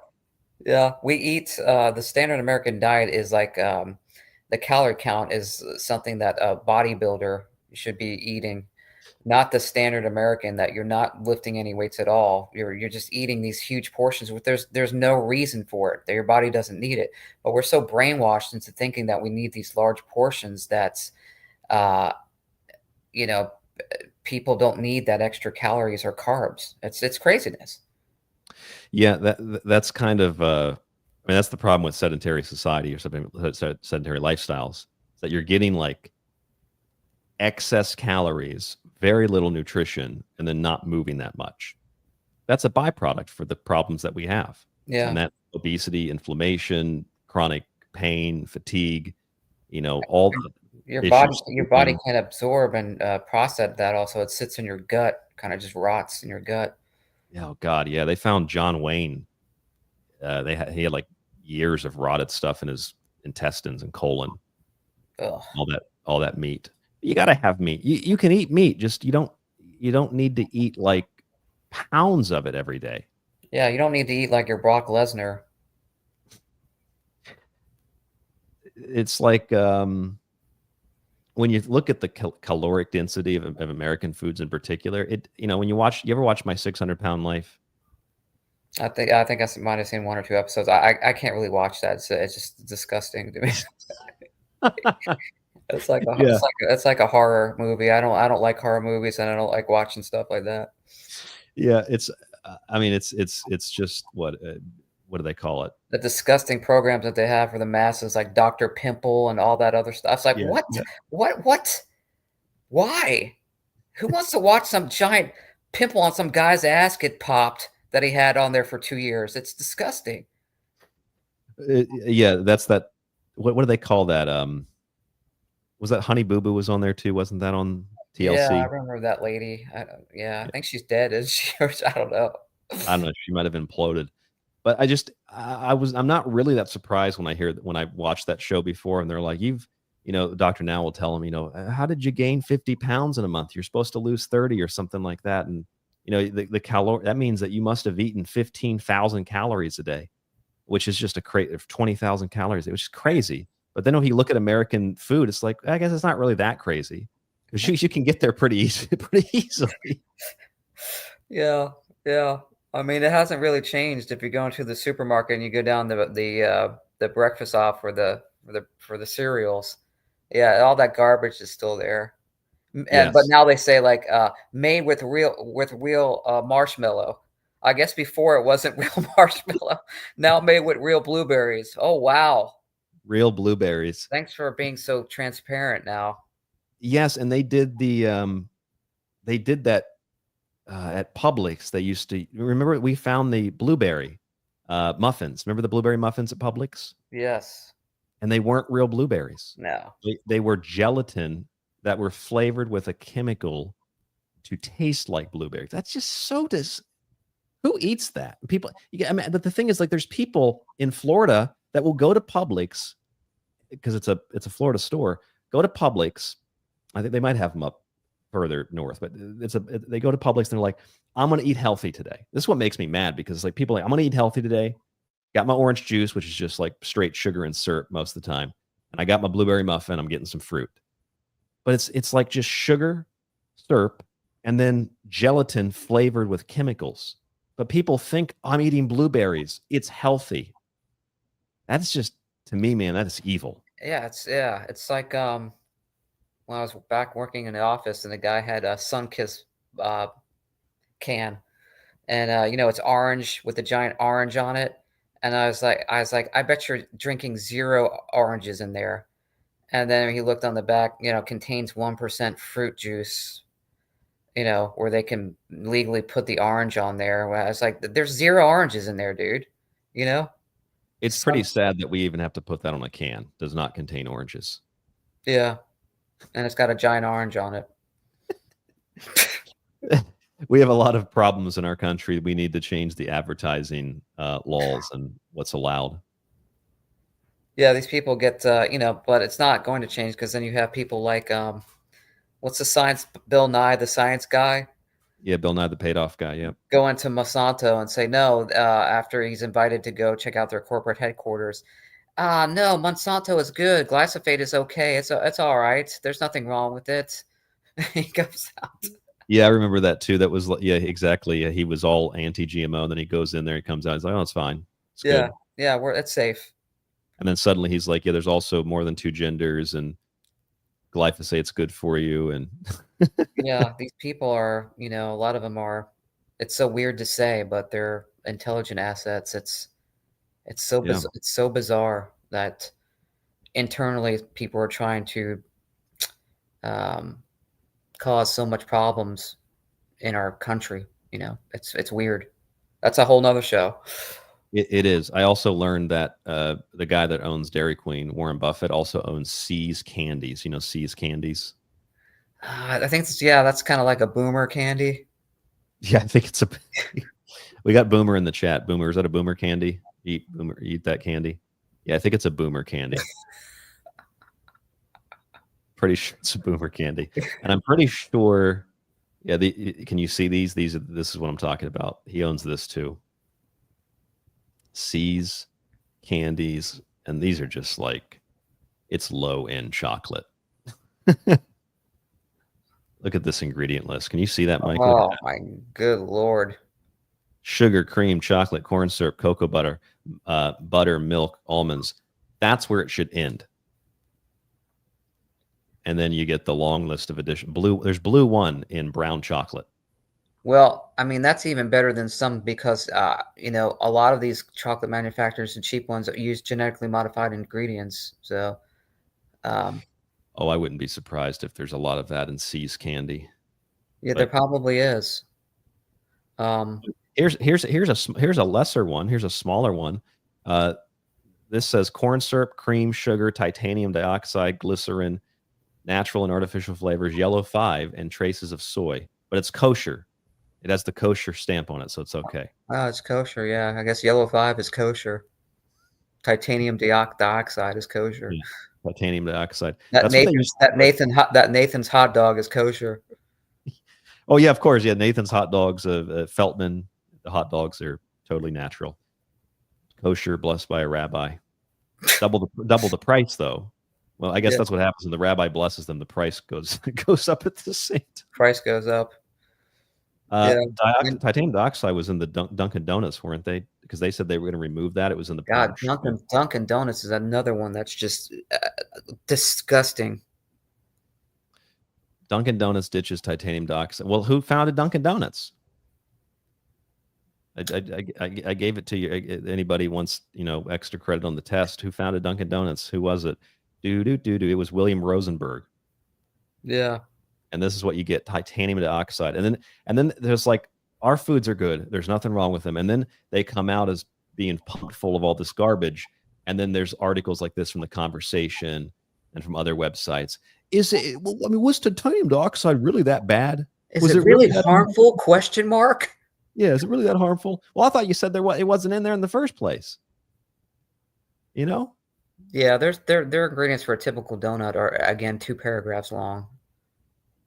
These were nano, and you can look it up because I was fiending for donuts like many years ago. I was like, man, I kind of want to go to Dunkin' Donuts, get some donuts. I was like, all right, let's just check out if they got any clean donuts. Like, you know, again, 5 ingredients. I found 0 and I was like, damn it. Nope. There's nothing at Dunkin' Donuts that's nothing edible. Yeah, it's. You know what? So I want to. Well, first of all, let me ask you this: are you able to stay with us for the rest of the show, or do you have to go because it's about the 90-minute mark? No, it's like you'll run to 8, right? Yeah. Yeah, I'll stay. Yeah. Okay, cool. So I wanted to bring something else to your attention because you'd asked me about Japan. I've noticed that, you know, like Western brand names, they're really popular over here. Anything from blue jeans to New York City hats, whatever. And you know, a lot of people like brand name products, you know, like your chocolates or your fast food. And watching a culture in real time turn away from like traditional roots and adopt that kind of stuff, in part, not, I don't think as significantly as the US has, but it makes me angry. And it doesn't matter what the culture is, because you're watching people that are like, oh, I want to be part of America. I love America. America's cool. America's, you know, fun. And I want to eat what Americans eat. And I don't know if Japan has like the highest IQ in the world, but I guess they don't realize, well, if you eat like them, you're going to start acting like them and you're going to start looking like them. Makes me sad because we've exported this to like every country on planet Earth. Even when Tucker Carlson went to Russia, we supposedly had I don't know if you remember watching that, but we had all these like trade restrictions on Russia. And then he goes to the grocery store and there's like a bunch of American candy bars. He's like, I thought we were not allowed to send those products to Russia, but somehow the candy companies keep getting in. Yeah, exactly. So even export import bans and restrictions don't matter. I remember seeing a video in a Russian supermarket. It was super high tech. The shopping carts and everything was laid out, nice, bright, clean food. I was like, this Russian supermarket is better than ours. Yeah. Well, you should see a Japanese market. It's beyond better than ours. It's makes you angry, actually. No matter how many times you go into it, you're like, what was I buying? What was I? Oh, yeah. Yeah. Well, Norm Macdonald was a very smart man. He just said what we said. That was just a marketing scheme. Oh yeah, you can read that if you want. Norm in the chat room. Norm Macdonald said they removed. This is Old Man Bob. They removed the sugar when they brought back the original. Their plan from the beginning, knowing people would hate New Coke. Absolutely, it's a scam. They base a lot of this stuff. on moral licensing. Do you know what moral licensing is? No. Moral licensing is the idea. So it's just what it sounds like. It's moral licensing. So you give people the moral license to do something that otherwise would be immoral or wrong or unhealthy or whatever. It applies to things that are not even about morality. But moral licensing is kind of like this. I'm going to go on a diet tomorrow. Great. What are you going to do tonight? I'm going to eat 3 pizzas and a tub of ice cream because tomorrow I'm going on a diet. And then you never actually go on a diet. Right. You give yourself the licensing to like, I can eat 50,000 calories tonight because tomorrow I plan on going on a diet or I plan on taking a walk down to, the buffet.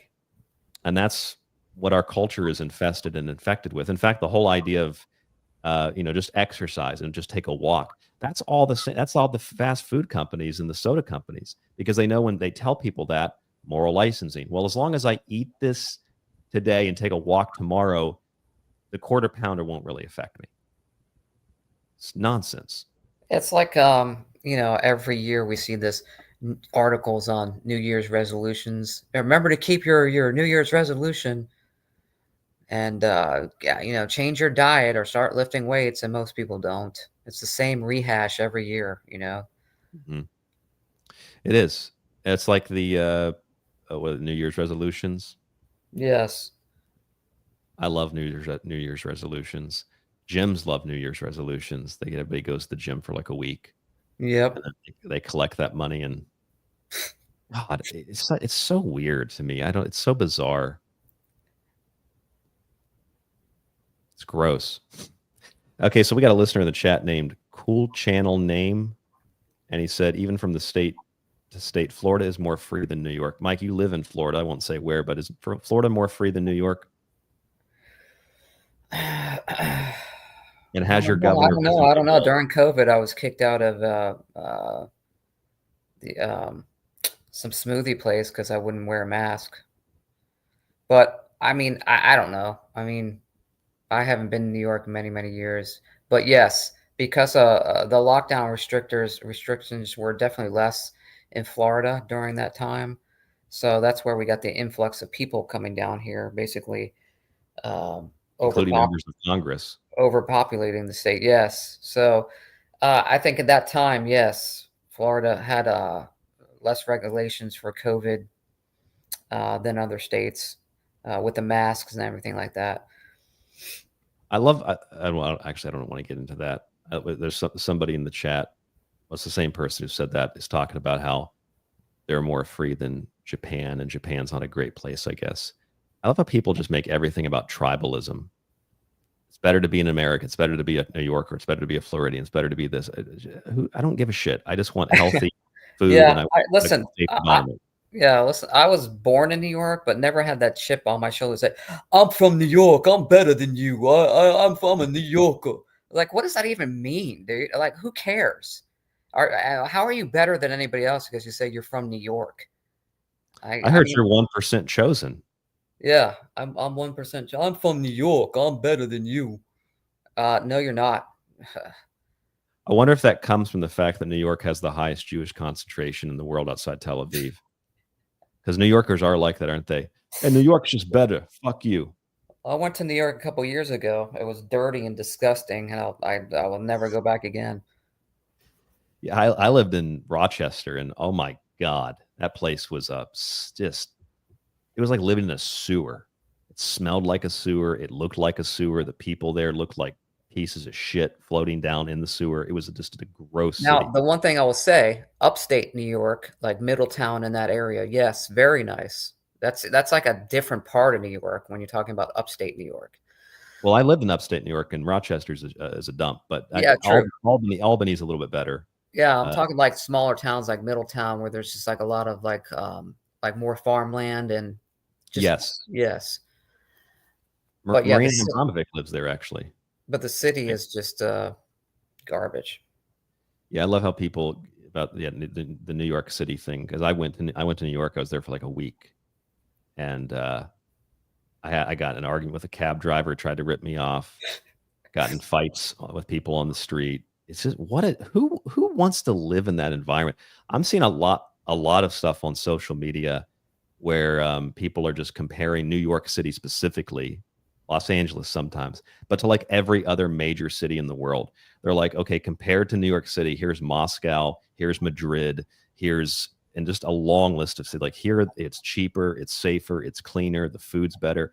I got a listener in France. I've never been to France. I got a listener in France who messaged me and said, hey, you know that if you like grocery stores, you got to come to France and see the grocery stores we have. They said, because what you have in America is not a grocery store. It's like a pig trough. Come to France and see what we have for sale in France. I mean, it's like that's pretty much how the Americans have just been told, like New Yorkers, you're the best. You're the best. It's like, to be the best, you need to do the best. And when you're like 27th in history and like 300th in math, I'm just these numbers, I'm making them up, of course. There's not 300 countries, but when you're like dead last almost in every place of every part of they educate, you can't be the best. When you go to Coney Island and you can't get in the water because you'll get stabbed by needles and it's so parasitic, yeah, you have a problem. When you have the Hudson River, again, totally polluted and disgusting, there's a problem there. So I'm not sure your city is the best when it's polluted and toxic. Just to let you know. Yeah, don't get me wrong, there's nice parts of the United States. They usually don't have people in them. Yeah. Because I remember going to Coney Island in like July, and I was like, oh, this is so disgusting, because my parents wanted to go back because they haven't been to New York in a while, and it was like so hot. And I was like, man, there's like an ocean here, but you can't even get in it because it's polluted as hell. And I thought, this is so bizarre to me. There's a boardwalk here, and there's an ocean here, and it's 100 degrees outside, but you can't get in the water. That's like that episode of It's Always Sunny in Philadelphia where they go to the Jersey Shore and there's just like thousands of needles all over the beach. Yeah, they go underneath the boardwalk and there was like the homeless guy was there. Yeah, banging some other guy. Yeah. Oh, yeah. Yeah, Frank sits down with the rum ham. He gets that needle and he's, oh, guys, what is that, a needle? He's like, yeah, Frank, they're all over the beach. So I just push them out of the way. Everywhere. Yeah, no, you can't be the best when you're like totally... I was researching something, Mike, for my new book, and I was reading about how and I think this all relates to food too, frankly, but I was reading about how Roosevelt, President Roosevelt, FDR, was scumbag. Yeah, he was like a raging racist, and major universities had created what would you call them? Maybe studies, or they had commissioned, and Roosevelt agreed with it. I don't know if he endorsed one specifically, but he agreed with it. They had endorsed these, or not endorsed, they had created these studies of the inferiority of Asian society, like all Asians, China, it doesn't matter, anything in the East. They believe including Iran, they believe they were totally inferior to Westerners and to Americans. This was World War II, previous to World War II. Roosevelt called, well, Japanese in particular, he called them like little yellow monkeys, and said that, and the U.S. military said that Tokyo needed to be exterminated. It was filled with lice and insects. That's what they called them. And I'm reading that. I'm like, hold on a second. I thought the Nazis talked like that. Yeah. The Americans talked like that. Right. And yeah. There's a historian named Ham. He wrote a really big book, really authoritative book on Nagasaki and Hiroshima. And I think he might be British. He talked about in the book how, while that was going on, the idea in Washington was that the Germans, even though they might be not great, they look like us. So that means that we can kind of understand where they're coming from. But the Japanese were totally inferior. And it's like, as I'm reading that, and the Japanese told their people the same thing, for the record. But it's just like the image of America as being not that. And with the exception of liberals who say that's all America is, it's like there really was no good guy in World War II. It was a bunch of bad guys and a bunch of bankers. Yeah, you had the drunkard Winston Churchill, who used to walk around naked and grab women, and could have pursued for peace with Hitler many, many times and saved thousands of English lives and German lives, but didn't, because he was a fat Slav pervert. Yep. So is FDR. And yet we have his head statue in the White House, like he's some type of god and savior, just like we have Abraham Lincoln on the throne, like he's some type of Zeus god. Yep. Totally It's I antithetical mean, to our founders. as your books state, it's everything is inversed and it's backwards in this earth that we live in.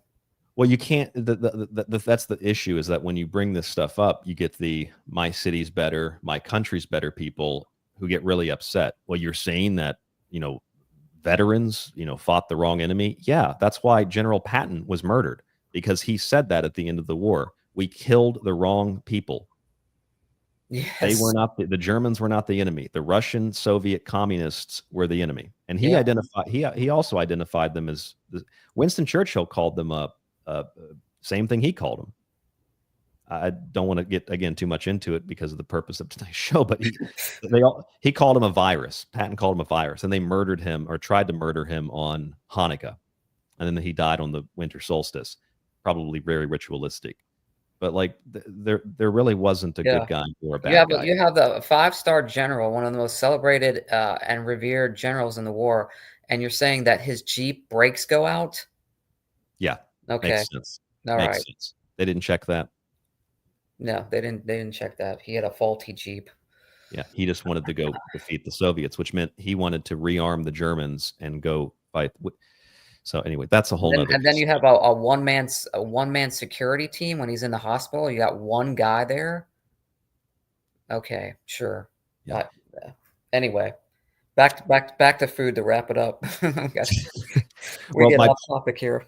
My point was, in bringing that history, other than other little details like in the internment of Japanese because of racial characteristics after Pearl Harbor, and despite the fact that Italians and Germans were also considered potential alien enemies, they never put they did have Italians in some camps, but they didn't do it for the same reasons. It was a different reason. It's a racial reason, even though Italians aren't white either. So the point is, though, when I was looking at that, I had read that during World War II, Japan had a literacy rate of 99%. And then I was reading more about that, and a lot of historians will say that was just propaganda. The Japanese didn't actually have a higher literacy rate. That was just propaganda. And it was closer to like 80%. I thought, okay, let me do some research on that. And as I'm doing the research, I find that, well, hold on a second. 90, it doesn't really matter if not percentage-wise, it doesn't necessarily matter one way or the other. But I found that I'm pretty sure that the anti-Japanese propaganda after the war was, equally what we claim the Japanese were saying about their own people, like it was all propaganda. I'm pretty sure that the Japanese had a higher literacy rate than 80%, because it was Japanese women who created the Japanese script. The first novel in the history of the world is Japanese, Tale of Genji. And we could talk about this. It's a whole nother show. But the point is, a Japanese physicist didn't win a Nobel Prize to 1949, but it was his theory on nuclear forces that laid the groundwork for modern particle physics.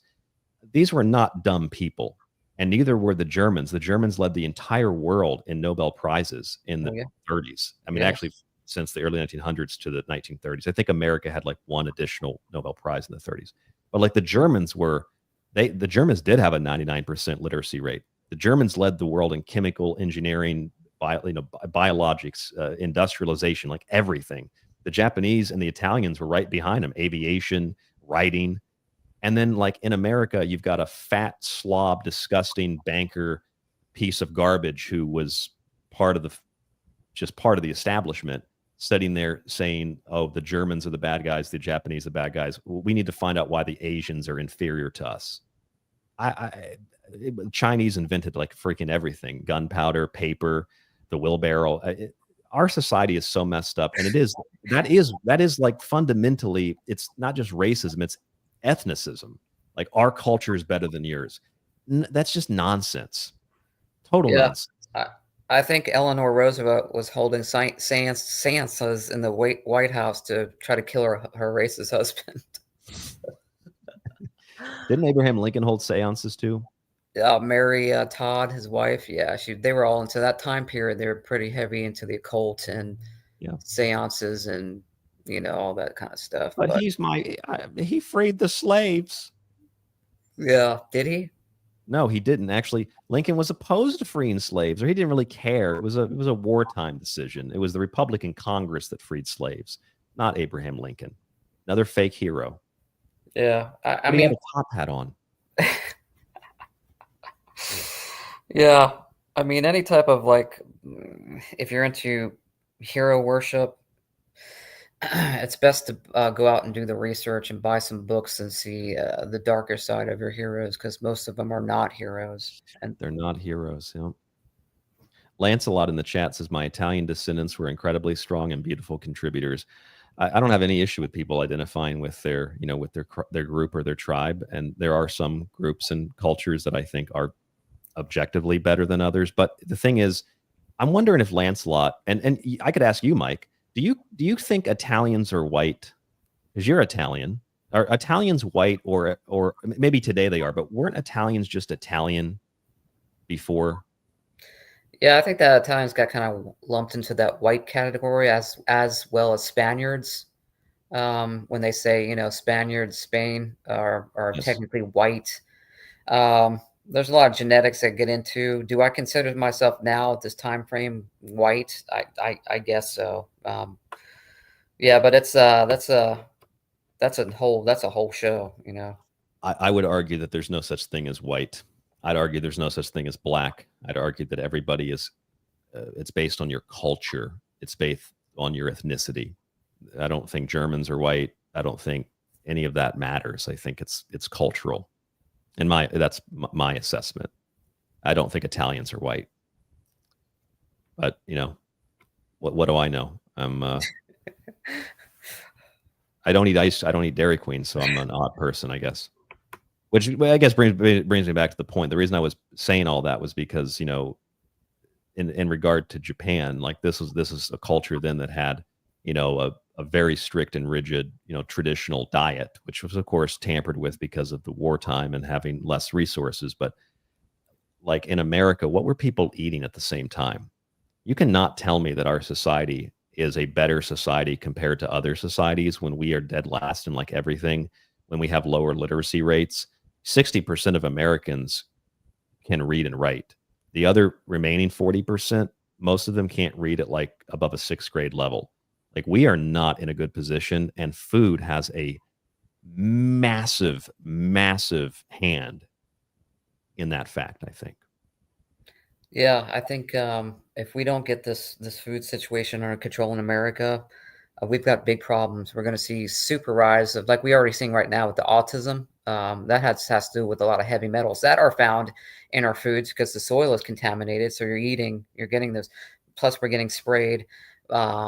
So the rise of cancers and everything else. Our food system here is, our farms are being bought up by these corporations, these agrochemical companies, and it's got to change. I mean, yes, you can go to your farmer's market, you can do certain things, but you have to be aware of what's going around. That reminds me to the. I'm glad that you said that because I forgot to bring this up. Can you see the screen if I put this on the screen right now, Mike? Yes. I forgot about this. House committee advances a bill to keep public in dark about pesticide risks. Appropriations bill writer would prevent EPA from improving warning labels on dangerous pesticides as industry pushes to shield manufacturers from health-related lawsuits. And that's for the 2026 fiscal year. And that also comes on the heels of actually, I think I have this in my article here. Yeah. The White House and Department of Justice are also going along with an appeal from the EPA on the historic fluoride ruling last year by a federal court ordering the agency to address the risk of water fluoridation. In other words, business as usual, because the White House and Department of Justice are going to allow the EPA to appeal, and they're backing the appeal to make sure that we don't remove fluoride from the water. And that is compounded by the fact that we just now have part of the appropriations bill that's going to prevent the public from having any warnings about the dangers of pesticides. Really winning here, huh? They wanted to do the same thing with GMO, but that fortunately got blocked, where they didn't want to put that on the label that it had GMO ingredients on it. Yes. Yes. Yes. But luckily, thank God, that was blocked, and they have to say this product contains bioengineered ingredients that you can get at Whole Foods, by the way. You can get your GMOs at Whole Foods, where they, in their deli department, their bakery has signs in the back that says we don't use artificial flavors or dyes. but yet you look on their, their cupcakes and they got GMO, genetically, modified ingredients. Does that make any sense? Makes no sense. I remember those propaganda. They were propaganda posters walking in to Whole Foods. It would be like the better product, the best product, the bestest product, the bestest product. And then you get in there and you read them all, and they all contain the same ingredients. It's just like war propaganda. Got to defeat the German beasts. Got to defeat those Japanese lice. It's just disgusting. And that same kind of propaganda is employed with food. The food thing for me, Mike, has just always pissed me off because it's not like a dark conspiracy where you have to go find like a Jim Marrs book, like an actual journalist who did the research. You have to find some like rare book that there's only like 100 copies made of it, or you have to go into the dark web. It's on the back of the package. Yeah. It's in your kitchen.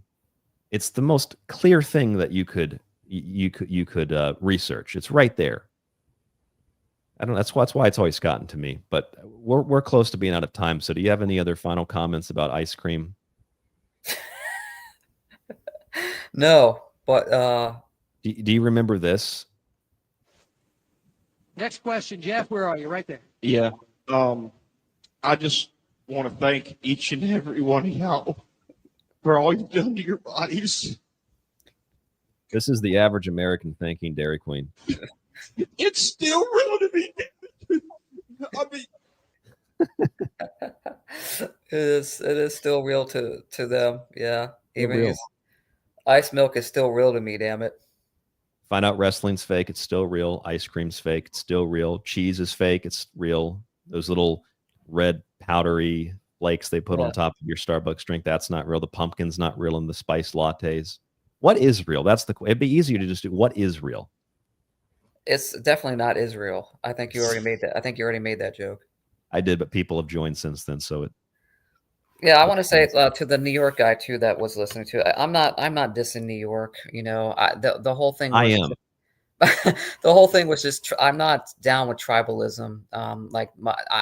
This city is better than yours, or my baseball team is better than yours, and I'm going to fight you in the stands if you're wearing some opposing team, and I don't like it. I'm gonna physically attack you because you're rooting for not my home team. That to me is insanity. It is insanity. I agree with you. It's total insanity. So it's weird too. I know people will get on will like try to criticize me for things like, oh, your people did X. Like what people? Oh, you're white. I don't know what I am. I'm like Native American, German. I don't care. I don't care. It doesn't matter. Yeah. I remember I was working somewhere. I had a Toronto Blue Jays hat on. And some guy comes in and he's at the counter. I'm checking him out, and he's like, "Yeah, the Toronto Blue Jays suck." I'm like, "Buddy, I'm just wearing this because it just matches my outfit. I don't even follow the team. I don't know what you're talking. I think I got mad too, and like I remember like the girl like holding me back because I was actually gonna fight this guy because it was just so rude. Just to say that just because I'm wearing some sports team, you don't even know if the person even follows it. It just might just like the logo on it. Yeah, that is. I remember that story. That is so weird. It is bizarre, man. It's just like the tribalism is just. I think it's people that are missing something in their life where they have to get some satisfaction from their sports team, like they're actually a part of the team. When the team doesn't know who you are, they don't care about you. You're just rooting from your couch. They can't hear you. They can't see you slam your dinner plate because they're losing. It just makes no sense at all. That was a Jerry Seinfeld bit too. He said, people say, my team, we won. He's like, no, you didn't win. They won. You watched. Yeah, you watched. It was like this backyard armchair quarterback's like, you know what? I could have thrown a better pass. No, you couldn't. No, you could not. I could have struck that guy out. I know how to throw a good curve. No, you couldn't. It's just like these people are like delusional. Totally delusional. And hey, it's the same thing with politics too. It is hero worship. It is worshiping a person. Could be a Clinton, could be a Bush, could be a Trump, could be a Biden, could be anybody. We should not worship or follow people.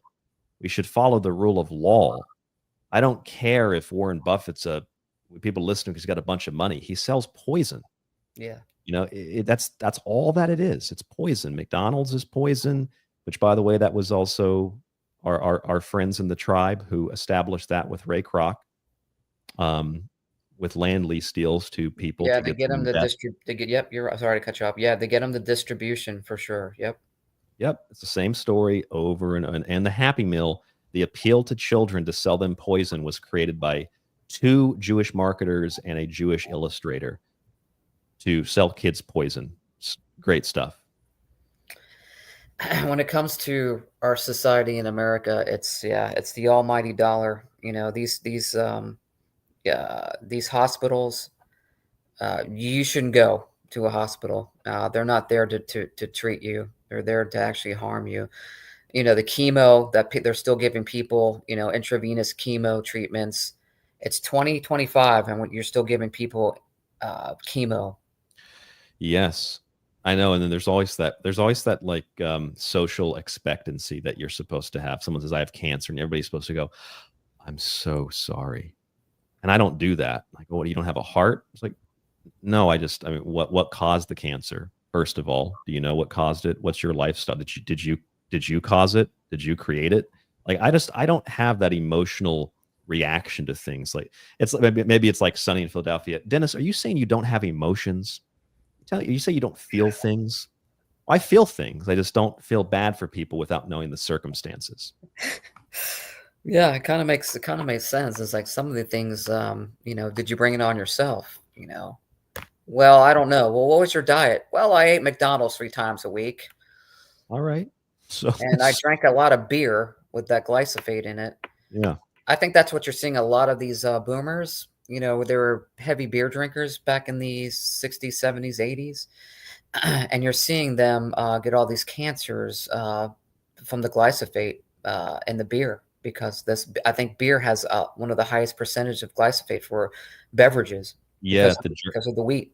The Germans got really angry about that. We found that out about 12, 13 years ago, because they have these very strict purity laws in Germany for their beer. It can only contain like hops, water, and like one other ingredient. They found high levels of glyphosate. And there's no reason to use glyphosate. The only reason they're using it is to get the crops to they spray the crops so the crops dry out quicker, and so they can get more beer out. So it's for efficiency, but there's no reason for it, you know, especially now since all the studies have shown that it causes cancer. These companies that are still doing that process are just doing it to pump more beer out to make more money. It's, as we know, you know. Yeah. So here, let's go real quick to the chat. Lancelot says, I'm 50 pounds overweight. I'm sick. I don't know. You might be sick. The thing is, in America, we have so many people that are overweight that 42% to 50% are obese. But we've had to create a new category. We call it super morbid obesity. In terms of people being overweight, by whatever definition, it's like 60+%. I think it averages out to about 75% of the country is way overweight to super morbidly, which sounds like a superhero. Super morbid obesity man. He won't show up to fight crime because he's in the hospital having had many strokes. The issue is, like, clearly there's something wrong with American society and American health. We spend all this money, we have all these drugs, and yet we lead the world in those things, and yet we're really sick. Has to be what we're eating, has to be what we're exposed to. It's just plain and simple. And then, like Trump was saying, we're going to investigate and find out why we're so sick. We know why we're so sick. Right. Who doesn't know that? Why do you need to spend all this money? You see these people, this one guy in Congress was Mike Johnson. He was like, I spent $300 million traveling around the country. Who spends $300 million traveling around the country? I did it on $2,000. Who the hell spent $300 million or whatever it was traveling around the country? Even if you stay in luxury resorts, $300 million, God, you know, it's all so stupid. Flux says, stupid, morbidly obese man. Yeah. Stupid, morbidly obese man. I mean, yeah, I mean, they're doing the chart from, you know, your height and what you should weigh for a healthy individual, right? So they know how much weight will cause problems and put that extra stress on your body. you know. Yep. So Someone just Patriot Girl just said that. Yeah, and stress. Yep. yeah, totally. Stress Eric is, says no sleep. and that's true. Stress, no sleep, those are killers and silent killers. You And they're know. all free too. Sleep is free, right?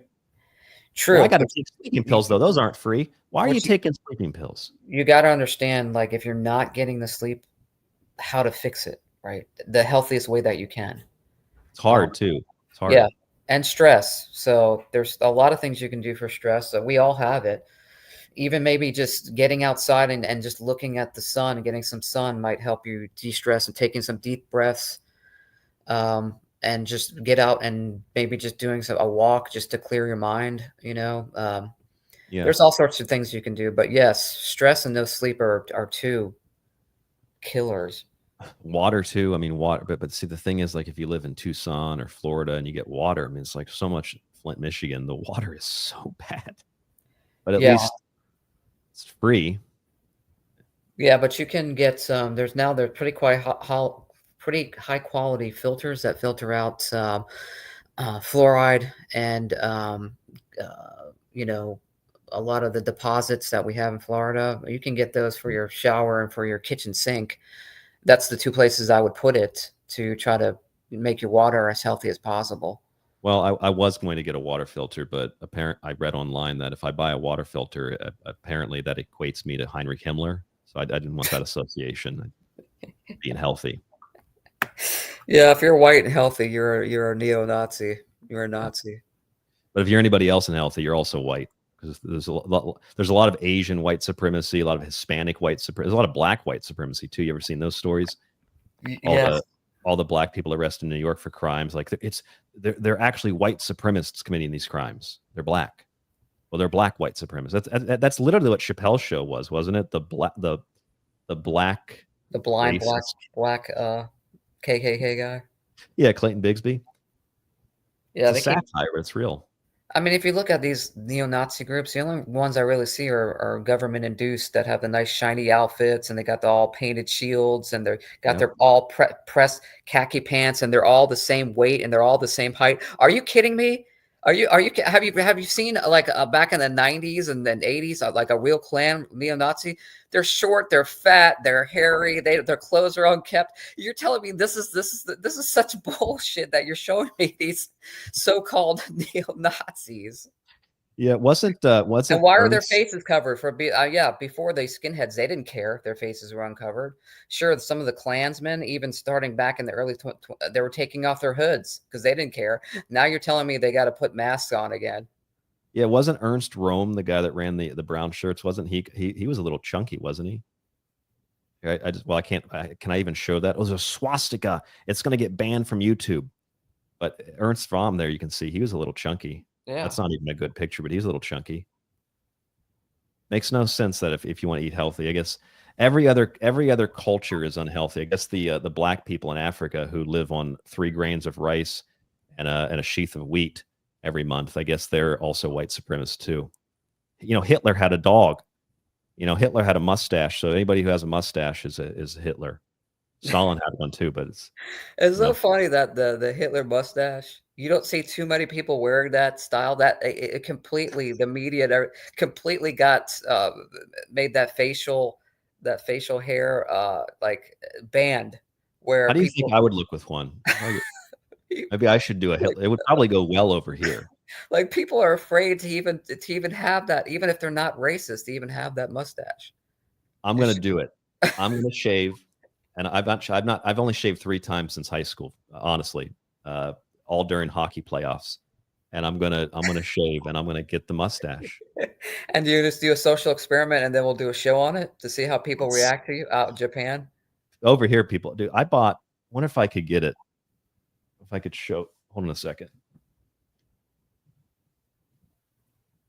I thought my wife was in the other room. I was going to have her to get this. I don't read manga or something, but I bought a manga, and the manga that I bought it's a Hitler manga. You can buy this stuff at like 7-Eleven. I got a picture of it here. I'll show you on the screen. Hold on a second. It's crazy. You can buy this.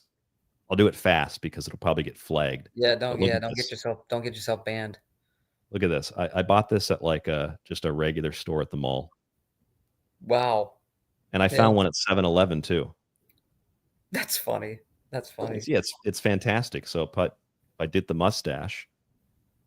Yeah, but here in the US on the History Channel, there's a, anti-Hitler show running, but nothing against Stalin, It's always so Hitler bad, Hitler bad, Hitler bad. Look at Hitler's they even had, I saw one, I didn't watch it because it was Hitler's zombie army. I was like, what? Call of Duty? Call of Duty? It was on the History Channel where they were running the Hitler programs every night, and the one was Hitler's Nazi zombie soldiers, and I was just like, what? He was trying. I guess he was trying to make zombie soldiers now too. He did. What was that episode? What was that TV show? Was it King of the Hill that's coming back now? King of the Hill had an episode. I think it was Luann. You ever watch that show? No. Oh, it's so great. So Luann is, I think it's Hank's, the main guy. It's was it his niece or something? But she's watching. It's a very conservative show, and she's watching the History Channel, and it said, I don't remember the exact line, but the History Channel came back on. It's like, now back to the History Channel, and she's like flipping through it. And it says Hitler's this, Hitler's army, Hitler's pants, Hitler's.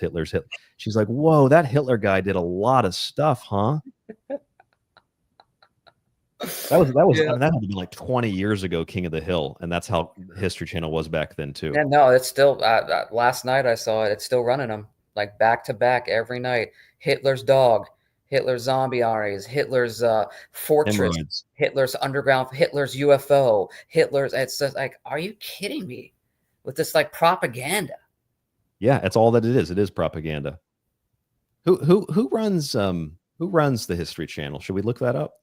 I think we should end it by looking it up. Yeah, I have a feeling, but I'm sure it's a corporation again run by Disney Channel, Walt Disney Company's General Entertainment Content Division. Okay, who runs? Which is now run by the tribe members. Yep, and I think it has been for a long time. Except the original Walt Disney was not a big fan. Yeah, Bob Iger. Okay. Yeah, he's a complete scumbag. And is Bob Iger part of the tribe? Yep. 100%.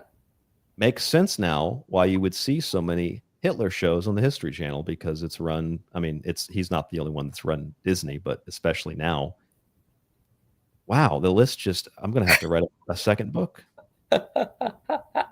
See, I gave you more work. You seriously, you did, because I was done with it. I just had to put the pictures into it. You got to put me in the credits now, Mike D. Thank you for part 2. Yeah, part 2. I'm gonna have to add. Well, I got to add this Rosenthal thing from Panera Bread, and then I got to add. Well, I got to add. Who runs Subway? Rosenberg. Who owns Subway? Selling chicken as soy. Good question. If I had to guess. Well, you'd be accurate. I don't think it's going to be Anthony Marconi. Or yeah. All right, let's see. This might be one where it's not. Maybe it's Jonathan McDougal. You never know. Cohen. You know, the DC Drano is also Jewish too. Nope, actually, Fitzgerald's the guy that runs it now. They say apparently not Jewish. Okay, so it's one. It's one. By the way, did I tell you that the one of the girls they gave the Epstein files to, Pam Bondi gave the Epstein files to, that she was, she works for somebody named Wasserman, and that did you hear about this? No, but there's another Wasserman in Congress, Debbie Wasserman. Yep, and she's been behind some of these anti-Semite bills and destroy the First Amendment bills. Yep. Yes. So this Emily Austin, she's the girl that was photographed with the, she had the necklace with the Star of David on it while she was holding the Epstein files. Did you see that? No. Is that when they were like putting them above their heads when they came out of Congress? Exactly. Yes. Yeah. So here, I'll show this to you, and then we can stop the show. I sent out some links to people that wanted to call in, but nobody has called in. Don't be scared. We're not that smart. Yeah, don't be. I'm not that smart. Mike's smart, but I'm not smart. Okay, this is my book. This is like, these are picture placeholders for me to go back and add. Emily Austin was one of the influencers who they gave that binder. Here she is, and I'm pretty sure, yeah, you can see it in this picture. You see here, she's got the Star of David on. Yes. And then this, what a joke that was. total joke. And but check this out. Emily Austin is a Jewish influencer who joined Israel's UN mission. Here's her profile page on the Wasserman website. This is her sponsor, her, what do they call him, like manager. And here is the guy that runs it, Casey Wasserman. He's a serial adulterer. And here is that Wasserman guy with Epstein. Huh. So let me get this straight. They gave the file to a Jewish influencer who works for Israel and the UN, and she is represented by a guy who was literally friends with Epstein and who's photographed in front of the Lolita Express. Yeah, that photo op totally backfired on them. Oh, it totally did. Yep, it absolutely did. Because they didn't think, they again thought people, the masses, are a bunch of stooges, but there's a lot more people waking up, and that's just not going to work anymore. You know, it's not. Yeah. Here's the DC Drano. They gave him that file too. I'm Irish and Jewish. Here's the other woman that got the file, the Libs of TikTok woman, Orthodox Jew. Here they all are. Well, clearly she is, obviously. But these other people, I think the blonde girl, the fake blonde, this other fake blonde girl, I think she's a fake conservative Christian, one of those fake conservative Christians. The other guy they gave it to was the guy that created Gays for Trump. Did you know that? Gays for Trump. No, yes. No, I did not know that. This is from my book. You're getting a sneak peek here. Scott Presler, described as a mega celebrity, but his involvement in Gays for Trump often gets downplayed because of conservative Christians, because of conservative Christian views on such things, even though he is a Christian reportedly. And of course, where does that come from? That doesn't come from Islam. It doesn't come from Christianity. Anyway, I thought I would share that with you because look at this. Is unbelievable. It's easy to find the connections. And if you look at Kash Patel's girlfriend, who does she work for? Alexis Wilkins. She works for PragerU. And who runs PragerU? You ever seen this? Look at that on the screen, Mike. Yeah, the PragerU is that old guy who's part of the tribe. It's Dennis Prager. Yeah, it's that guy. He does like YouTube commercials too. And who's the CEO? Marissa Straight. You want to read that first line there? Straight was born in Los Angeles and moved to Israel at a young age, where she completed her primary education and served in the military intelligence unit 8200 of the Israeli Defense Forces. There you go. And that's the woman who is the boss of the girl who's sleeping with the FBI director. That's unbelievable. The claws that are embedded in everything is mind-boggling. Yeah, it's mind-shattering. It's mind-boggling. It's like when your mind is trapped in a bottle. Trapped in a bottle, yeah. So that means you'll never see those files, and considering the Feltmans and the Rubins and the Baskin Robbins and all the others that we talked about, you'll never and the ever Nathan hot dogs. You'll never see those files. You'll never see the food supply cleaned or fixed, because we have a problem, and it is a lot deeper than just what's in, what's on that ingredient list. I mean, you can link all these things together because the same people behind the Epstein stuff are behind the food stuff. Yeah, Trump gets in again, and then his term deep state, which he was using for so long, just vanishes now. He hasn't said the word deep state since he's been in, or even on the campaign trail, he dropped it.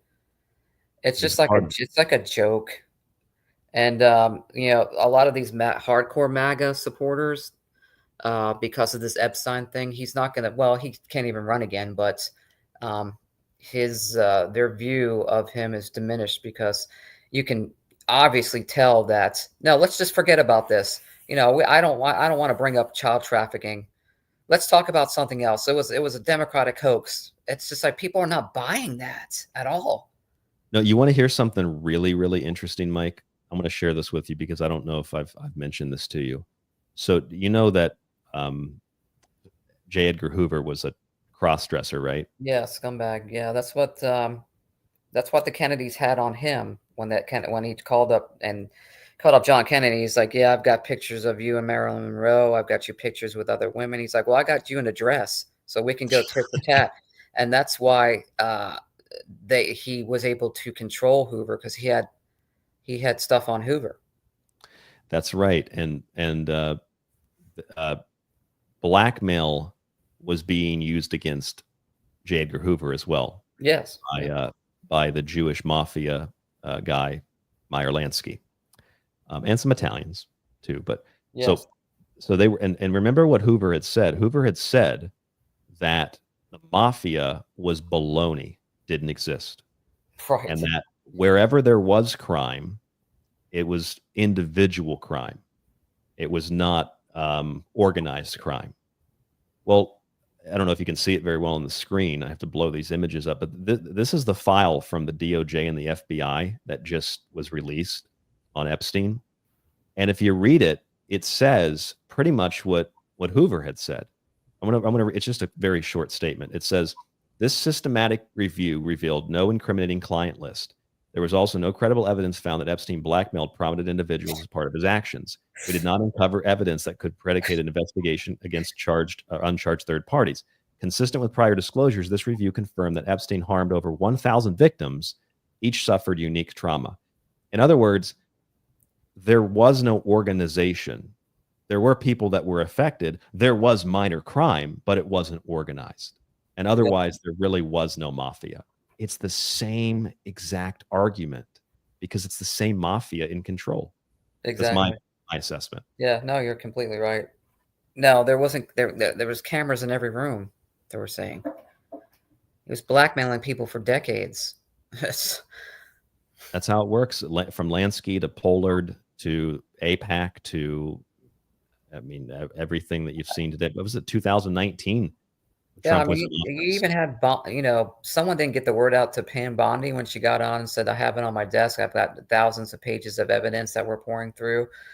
And then, to get it retracted, like, no, that's not correct. There's no client list. There's no organization. It's just, I don't know if they set her up, to kind of take the fall. I think it's very bizarre. I think that she's part of it, frankly. Oh, and she also dropped this goes back to food and health again. Did you see that she dropped charges as the Department of Justice? She dropped charges against Pfizer. Because she's involved with Pfizer and the agro-pharmaceutical companies. Yep. And you know who runs Pfizer? Who the CEO of Pfizer is? And who the chief officer at Pfizer is? Same people. Pfizer's run by Albert Bourla. He's part of the tribe. Their chief scientist is Michael Dolston. He's part of the tribe. I'm pretty sure Dolston and Bourla are probably on that list too. So she drops the list and drops the charges. Yeah. It's amazing. These people are complete, utter scumbags. But that's a whole nother show. It is, and we have to. You've already gone 50 minutes over what you said, so I'm sorry. That's all right. I'm fasting tonight, so I'm good. I'm just drinking water. Well, you're fasting. Most Americans are fattening, so let's try to balance things out a little bit. We're still going. Hey, we haven't done a show together in a while, so it's okay. We ran over a little bit. I think that's fine with me. We did. A cool channel name says, "Isn't it Wilcock?" Did you hear the Wilcock show that I did? I did. I saw that you had a guest on, and that he was bringing up the court text files, and yeah. Yeah. So basically, did you see what he told the judge? He told the judge in court. Yeah, something. If I remember correctly, like his lawyer or somebody was sick and couldn't get to. I don't know. It was all sorts of excuses. It was like a 7th grade excuses. It like was. A 7th grader would make up. It was. Like the dog ate my homework. So sorry, Judge. He said all the contacts were on my cell phone. Can't give them to you because lost my cell phone. What about the emails? Okay, and then later he says they were in email form. What about the emails? Can't show them to you. My computer's too old. He told the judge that he said this battery is so old it might explode. He's got $1 million woods cabin, but he's got a computer so old he can't.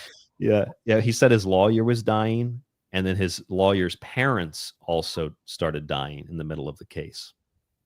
Very tragic. Man, I haven't kept up with that guy for a while. Maybe we should do a show in the future and just kind of catch up with that guy because I haven't watched any of his. I don't know what he's up to, what kind of schemes he's up to. You're really behind, Mike. If you have not watched anything, I've done 2 shows in the last year, so I'm kind of behind too. So he's claiming now that he's got an aerospace. Well, he's claimed for a while he's worked with Stavati Aerospace, which has never produced a single aircraft. And they've got these contracts now to make all these commercial planes and military planes. And okay, so anyway, the point is Wilcock has the guy that supposedly runs the company. I'm going to show you the video. This is Imagine being able to build anything. Hold on a second. Just by thinking about. Okay, this is the video. This is what they're showing people that they can buy. Let me see if I can share my screen. Look at this highly advanced technology here. I can skip through this advertisement. Okay, look at this highly advanced technology here, Mike. That's one huge benefit over the F. Because this surface is catching air even as it goes up. Wow. Was that Picasso? Whereas if you didn't have that there. That's Chris Beskar. Yeah, it's Picasso's a distant relative. He runs the fraud company. Here's the sizzle reel, though. This is what they're showing to supposedly the Pentagon. 3D animation from the 90s. Yep, exactly. Actually, I looked it up, and those old fighter jet games back in the 90s look better than this. Look at this thing.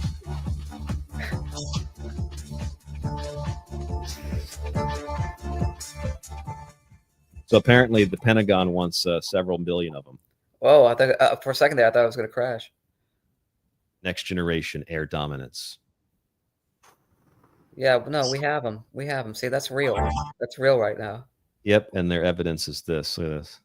The model Does kit. it have something to do with why it's so fast? Well, it sure does. We have a variable geometry air intake system in. Just put words together. Oh, look, they put it on screen to make sure that you heard him. Yes, yes. A veritable geometry. I see his hairline is still the same. Yes, it is. He's gone bald in the back. I don't know if since the last time you saw him, he's gone bald in the back. Oh, Mr. Wilcock. He's invested all of his money in this company. So there it is. Yeah, you put it on the screen. Variable geometry air intake system. Platform independent stealth.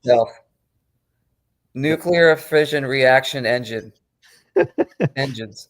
That's like that Laura Eisenhower stuff where she used to just put a bunch just of make up words. Diametrically balanced. Crystal emerald. Reaction fusion. So I don't know if you know this. She's actually in the Wilcock files. Did you know that? Did you hear that on the show? No. She's one of the people that's named. She's in the transcript as being involved in some of the stuff, not like fraud or whatnot. But she's like, her name's involved with Wilcock and Corey Good as being part of this cult, this fraud group. Yeah, remember when she didn't call in. Someone else had called into my show. But remember when she came after us? I think you were on that show. Yeah, I remember she came after us because I don't know where she heard. It was a show or something that you wrote, but she just like was somehow like she was. We said that she was checking the internet every 5 seconds for anything negative written about her or said about her, and Yes. she found the show or something that maybe I think was the show, and I don't remember. Didn't she contact you? She did contact me, yeah, and one of her agents contacted me too. In fact, I think one of her agents called her because they had heard my show and they heard what I said, and so they got in contact with her. Yeah, that actually happened. I was actually wondering. I have my hard drive open. I was wondering. I did an interview with her at Contact in the Desert, and I asked her about the Crystal Alliance or whatever it was. And she said, I said, where's the evidence for that? She said, it's on the website. I said, what website? She said, ascensionmysticalchronicles.com or something. I said, who runs that website? One of my friends. Also, your friends posted a science fiction story, and that's your proof? Yeah, she was talking about the Dasani's versus the what was the other one? Oh, the Dasanians, yeah, Aquafarians. The Aquafarians versus the Dasanians. Yeah, it was a whole water war that they did for centuries. Yes. Before they came to Earth. If I remember, I believe it was 5 million years, if I recall that correctly. It was 5 million years of and then I watched Rick and Morty, and they talked about the Gear Wars, and I thought, oh, son of a bitch, she just watched Rick and Morty. Yeah, I remember seeing that, and we knew immediately that this is as fraudulent as you can get. Nothing, no proof, nothing, not one citation, nothing. It was just made up fairy tale of the Galactic Alliance. I just found a whole bunch of stuff in my archive. Oh my goodness, you would love this, Mike. I've got the Cosmic Con archive. I also found my the Stairway to Heaven archive, which was the Jimmy Church conference I got assaulted at. I've got that undercover Jimmy Church audio. You want to hear it?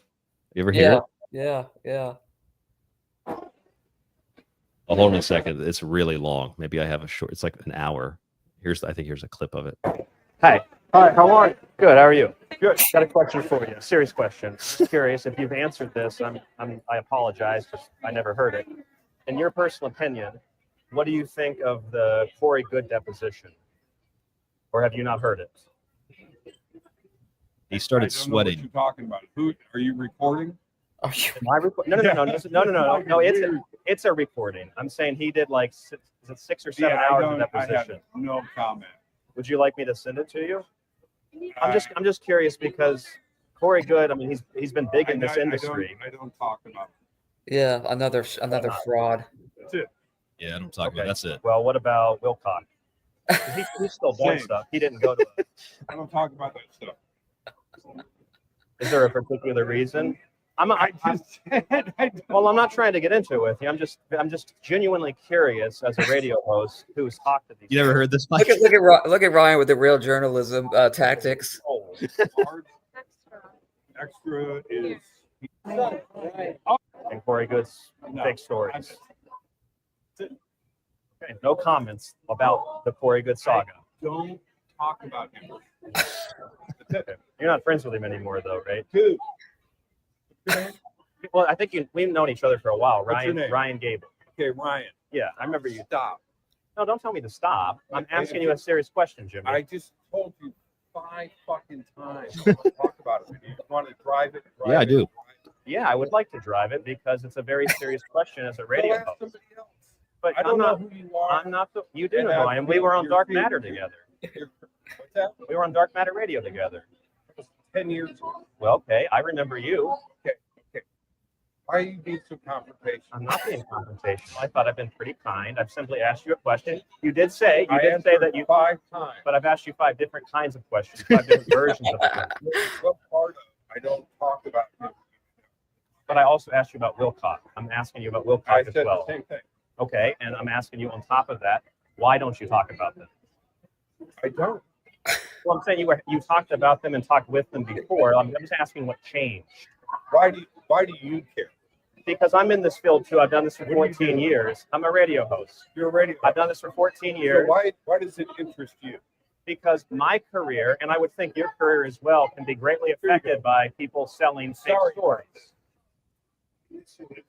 All right, anyway, that's just to say it's like an hour. That's real journalism right there. You hammered them. Like back in the 70s and 60s, that's what real journalism used to go on the street and hammer these people. And notice how he was frustrated. He cursed because he's guilty. He's guilty. He was part of that group. He had Corey Good and David Wilcock on his show multiple times, promoted out the wing wang for his books, everything. So now he's saying he doesn't want to talk about them. But you did for years and for hours and hours. Now you don't want to talk about them? Yes. And now, yeah, exactly. I said that later in the clip, I think. And then he had that agent of his assault me, physically rip my badge off of me. It just kind of proves to me that you're guilty. Totally. Because if you're honest, you would answer these questions. This is what you get behind the scenes. That's who these people really are. That's who you give your money to. That's who you give your attention to. Pieces of garbage like Jimmy Church, pieces of garbage like Corey Good and David Wilcock. And meanwhile, Mike is sitting over here with a shattered bone and nobody cares. And I'm sitting over here, in my little tiny studio and got a lot of listeners that love the show, but, people come out of nowhere and become big names overnight because they're paid. Like, my point is, none of it's real. Just like the ice cream, none of it's real. It's all fake. It's not even radio. It's like radio substance, like ice cream. It's not ice cream. It's dairy product. It's fake. It's just fake. Good way to end it. Try to tie things together. I think you did. Any other final comments? No, it was a good show. Good to be back on. Hopefully people liked it. Maybe the New York guy didn't, but I did apologize a little bit. But hopefully people got some laughs. That's kind of like my job as a co-host. Yes. And also to bring the knowledge also. So I think we did a good job. I think we actually did an excellent job on the topic. So yeah, it's not real to me, damn it. Yeah, I was hoping I could find it. It's not here though. I had a picture of my badge that was ripped off of me by Jimmy Church. I don't have it on here though. I did have a picture of that badge. I remember at that conference too. Michael from Strange Minds. Was he there? I think he was at that conference, or maybe he was at the other one. No, he was at the one in Vegas because he lives in Vegas. We should do a show on an update of these shysters of what they're doing now. Yeah. What exactly is Jimmy Church doing now? Does he still have a show? Is he still promoting garbage? What is what is David Wilcock? We should pick a couple of these people and do like what are they doing in 2025? Like, what are they still? What are Are they around? Are they gone? Are they still shysters? The answer is probably yes, but I have a feeling that maybe some of them are gone out of just the scene entirely. I remember Michael Strange was there, and he said he got down to the conference, and he heard that there was like a confrontation, and there were people yelling and security, and he said I bet that's where Ryan is.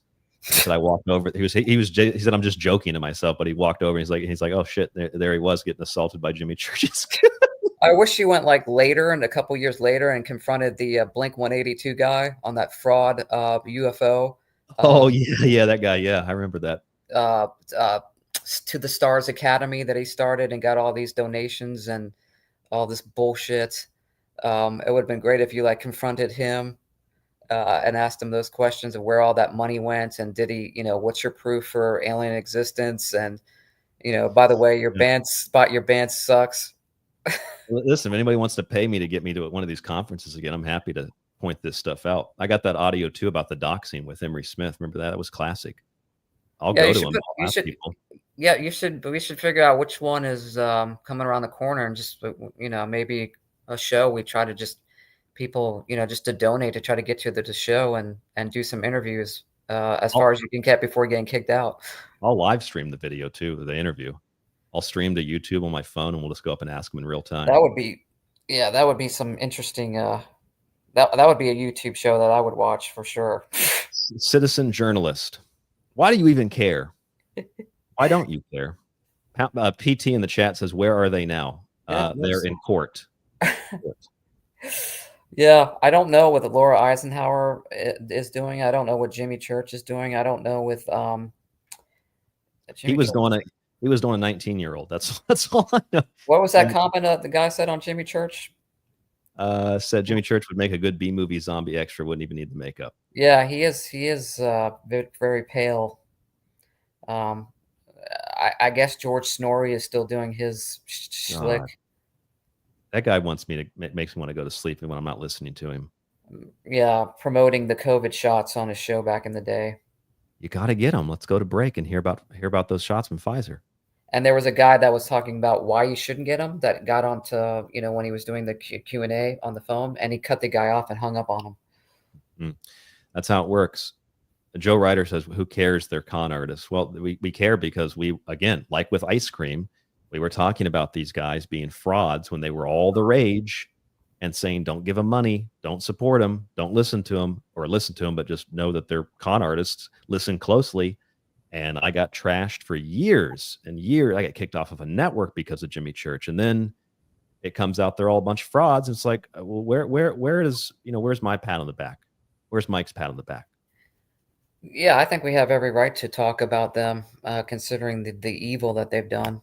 It's only natural that we're able to that we should be able to talk about them. And honestly, I'd like to know what all these shysters are doing now, because I haven't kept on touch with it for many years. So maybe that's the next show. Patricia Watson says Laura Eisenhower is still on the Woo circuit. Oh, okay. She's still selling that Desanti water. Yes, by Woo circuit, I assume you mean the local bar. I've always wanted to do stand up at one of these events, Mike, and just like rip into these people, do like a I'm credible because my last name is Eisenhower. Even though it's not, her real name's Bradshaw. She adopted the Eisenhower name. Yeah. I have an audio clip of her admitting that, but there you go. There you go. That's funny. Her real name's Jack Daniels, I think. Yeah, I don't know if I would even use the Eisenhower name, but yeah, you want to use that? The guy that waited till he was leaving office to be like, yeah, by the way, we're controlled by the military-industrial complex. Yeah, I didn't do anything to stop it. Peace out. Good luck. Yeah, peace out, mother effers. You know, I was the president of the United States in control of the military, where I could have done something, but I didn't. But here's a warning for you: take care. Bye bye. Yeah, Eisenhower, like FDR, like Churchill, total trash. And you know, if you can say Hitler's trash, I can say these guys are trash. But Winston Churchill saved Britain. No, Hitler tried to make a deal with him. They wouldn't make a deal. The British bombed the worst civilian bombing ever. They bombed Dresden, killed hundreds of thousands of people, almost all of them civilians, no military targets. And then the Blitzkrieg, the Blitzkrieg, they killed 41,000 people.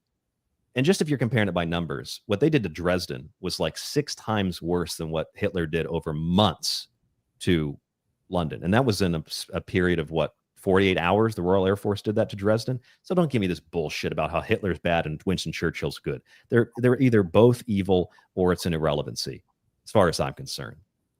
True. Yeah. Good statement.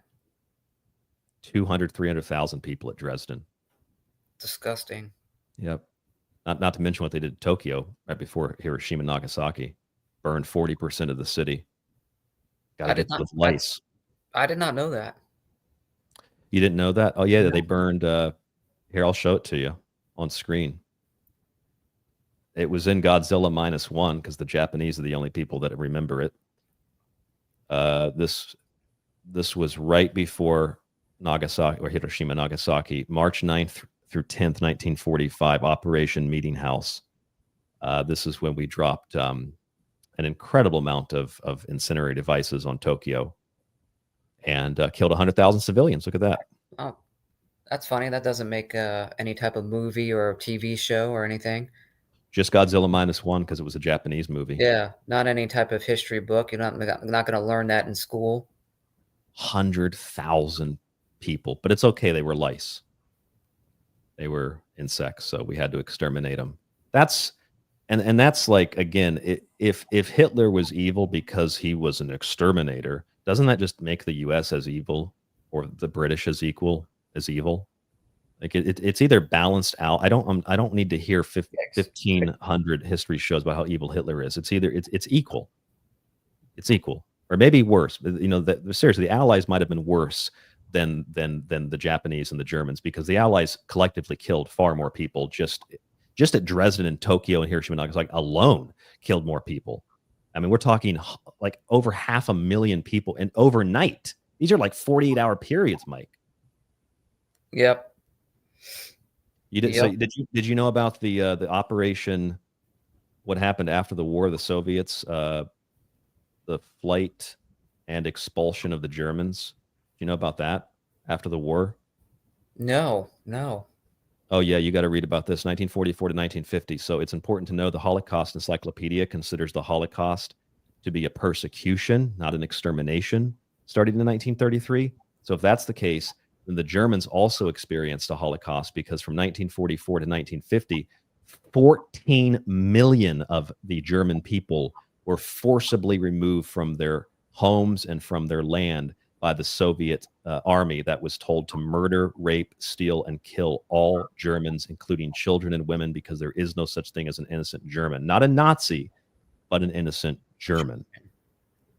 You know, it's disgusting. It's 14 million. I think it was 14 million was the estimate. That's brutal. That's brutal. Notice that it's hard to find references to that. It's hard, even the Tokyo bombing, hard to find references to it, but you can sure find a whole bunch of Holocaust museums. Yeah, I mean the only reason why the Germans lost the Battle of Stalingrad is because the Russians were sending just massive amounts of people to the front lines just to die and get mowed down. Women, children, anybody, just hand them a gun and go up. The numbers were just too overwhelming for the Germans of the people they were just letting get, slaughtered. No different than Vietnam, which was all started on Jim Morrison's dad's lie about the Gulf of Tonkin. Yes. They did that in Vietnam to send basically a bunch of young kids to die. Could have avoided Vietnam if we would have done what Patton wanted to do, and that was go kill the Soviets. But he had an accident, unfortunately. It's funny how we Hanukkah. Yeah, it's funny how it was a good show, and then we end up talking about history because history is ruled by the winners. So everything that's there is false because it's written by the people that's won per se. That's it. That's right. And Flux Capacitor in the chat is right. What happened in Tokyo was the definition of a Holocaust. They burned the city, murdered 100,000 people. Death by fire, burning.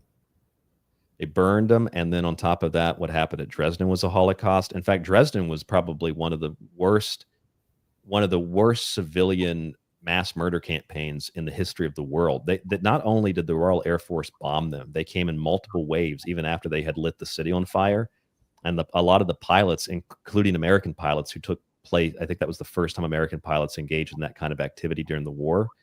And they said that the fire was so intense, you could feel the heat in your planes flying over, and it was basically an inferno that rose into like the clouds.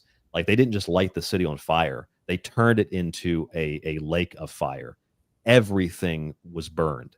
Every child, every adult, every building, they completely destroyed it. And they did that because, well, we had to stop the civilians and from surviving, because these were Germans. That's what, most of them were Germans fleeing. And so they had to murder those Germans. Yeah, it's pretty disgusting. But try to state that to some of these people that are indoctrinated, with cemented minds. Oh, that's not real. That didn't happen. We would, we wouldn't do that. Yep. They'll say, if you look it up online, by the way, they'll be like, no, it was only 25,000 people that died. It's like, well, even if that was the case, that's a lot of civilians that you murdered. Second of all, it's more like 200,000. It's all based on an estimate, and it's more like 200,000, which is what most history books that are not edited will actually tell you. It's like 250,000. They did that overnight. Hitler didn't even kill 42,000 in 8 months. They killed 200,000 overnight. Yeah, if you want to point blame at anybody, these Western countries is what admit the rise of Hitler in the first place because of the sanctions after World War I, where they basically destroyed Germany. That's and it. Then you had the tribe move in also with their disgusting depravity that destroyed the culture. Of course, you're going to get someone that rise up to power that can speak and motivate people, and that's what happened. Should I show you? Let's just go last 10 minutes. We'll finish the 3-hour show. Here's Magnus Hirschfeld. You want to see something really interesting, Mike? Look at this. This is the guy, German Jewish doctor. This is the guy that led the sexual gender revolution, okay? And can you see the screen? Yes. Okay, do you notice? Here, I'll zoom in some so it's easier to see. Okay, do you notice what it says here under point 3? You want to read that? In May 1933, Nazis looted Hirschfeld's Institute for Sexual Science and destroyed much of the archives in the Berlin book burning. Oh, okay. So what was the Berlin book burning? And then we look that up in one of the most iconic images. Let's see if we can find it. Here's one of them. I don't know if you can see this well in this image. Yeah, a little bit. Let me find the icon, the really iconic one though. There's there's a bunch of them. Here's the really iconic one. Notice what's actually being burned. See that? Yeah. Oh, it looks like pornography's being burned. Oh, now I get it. Now I understand why the Nazis didn't like Jews, because they were responsible for the porn industry. They were responsible for issuing transgender identity cards to kids. They were responsible for putting families out of business. That makes sense. I get it now. Wasn't just on a whim. That's how Yeah. they like to paint it.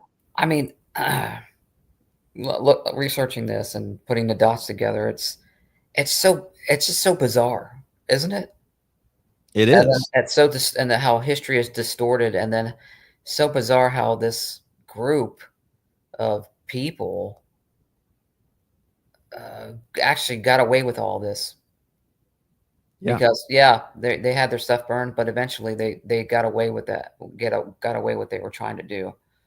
Yep. I mean, here's another example. Crystal Night, right? Kristallnacht. They told us all about this. One of the pogroms in the late 30s. They attacked Jewish businesses. Oh my God. Okay. Well, we notice that this was a single day, 24-hour period, and you'll note that the reason for it was this: the pretext for the pogrom wasn't pogroms, it's pogrom, was the shooting in Paris on November 7th of the German diplomat Ernst von Roth by a Polish Jewish student, Herschel Greenspan. That's why the Nazis rioted, or the Germans rioted, because a Jew terrorist killed one of their diplomats. Oh, makes more sense now.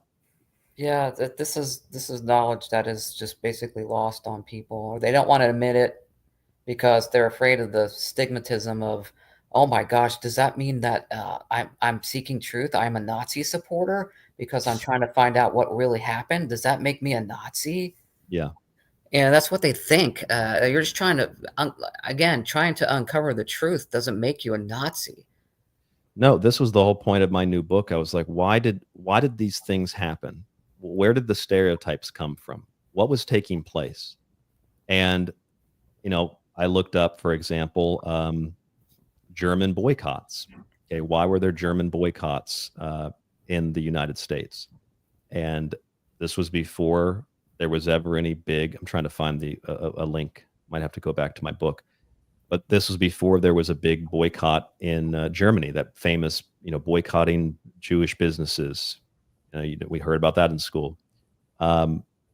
Turns out that took place on April 1st. That was the first time it happened. April 1st was the anti-Jewish boycott in Germany. But the anti-German boycott was taking place weeks before that. So it was started by Jewish groups that boycotted Germany, and then the Germans decided to do a single-day boycott against the Jewish businesses. We've been lied to a level that is shocking, Mike. Yeah, using the media again as you control the like any good war psychology. You control the media, you control the masses. Yep. And so here's the Holocaust Encyclopedia. April 1st, 1933, boycott aimed to intimidate Germany's Jews and discourage the German public from shopping at Jewish businesses. And that's April 1st. April 1st. And if you go back and you find, here's the anti-Nazi boycott. And you'll notice if you find the date of it listed here, the date of it predates April 1st. Look at that. The Madison Square Garden rally on March 27th predates the April 1st one. And that was just the Madison Square Garden rally. They had organized movements all across the United States. So I'm pretty sure March 27th comes in 1933, comes before April 1st, which means that the German boycott was in response to the Jewish boycott. Our history is so distorted, my friend. Yeah, totally. And it's no wonder people think, oh, Dairy Queen, this great ice cream. What do you expect out of people who've been taught this their whole lives? Give me 3 hot dogs. Give me 3 hot dogs and 2 ice milk shakes. Yeah. That's what it should be. That's how you should have to order from now on. Yeah, let me get 2 meat substitute pouches, high fructose corn syrup, red dyed, ketchup spelled with a C because I can't call it real ketchup, which was actually originally fish sauce from China, and some ice milk dessert dairy substitute treats, please. That's how you'd have to order it. Let me get, like, if we just ordered things based on what they really were, this would be a good stand-up bit. Like, you want a donut. Can I get some fried dough covered in sugar, please? Yeah, with 16 other, ingredients that are toxic. Yeah, can I get extra titanium dioxide? We got to make these donuts last the whole week, so we're gonna pump them full of preservatives because we're gonna keep them on the shelf, and Yeah, we're just gonna, and at night we're gonna take them off. We're just gonna put them in the back, and then in the morning you're gonna take them and you're gonna put them back on the shelf again. And if a customer complains, just give them a free coffee, and they'll be happy. I got a funny story for you. So, my son's mom is of the tribe, and they were so cheap. They would go to Walmart on days in which the bread, which is already disgusting, was even more discounted.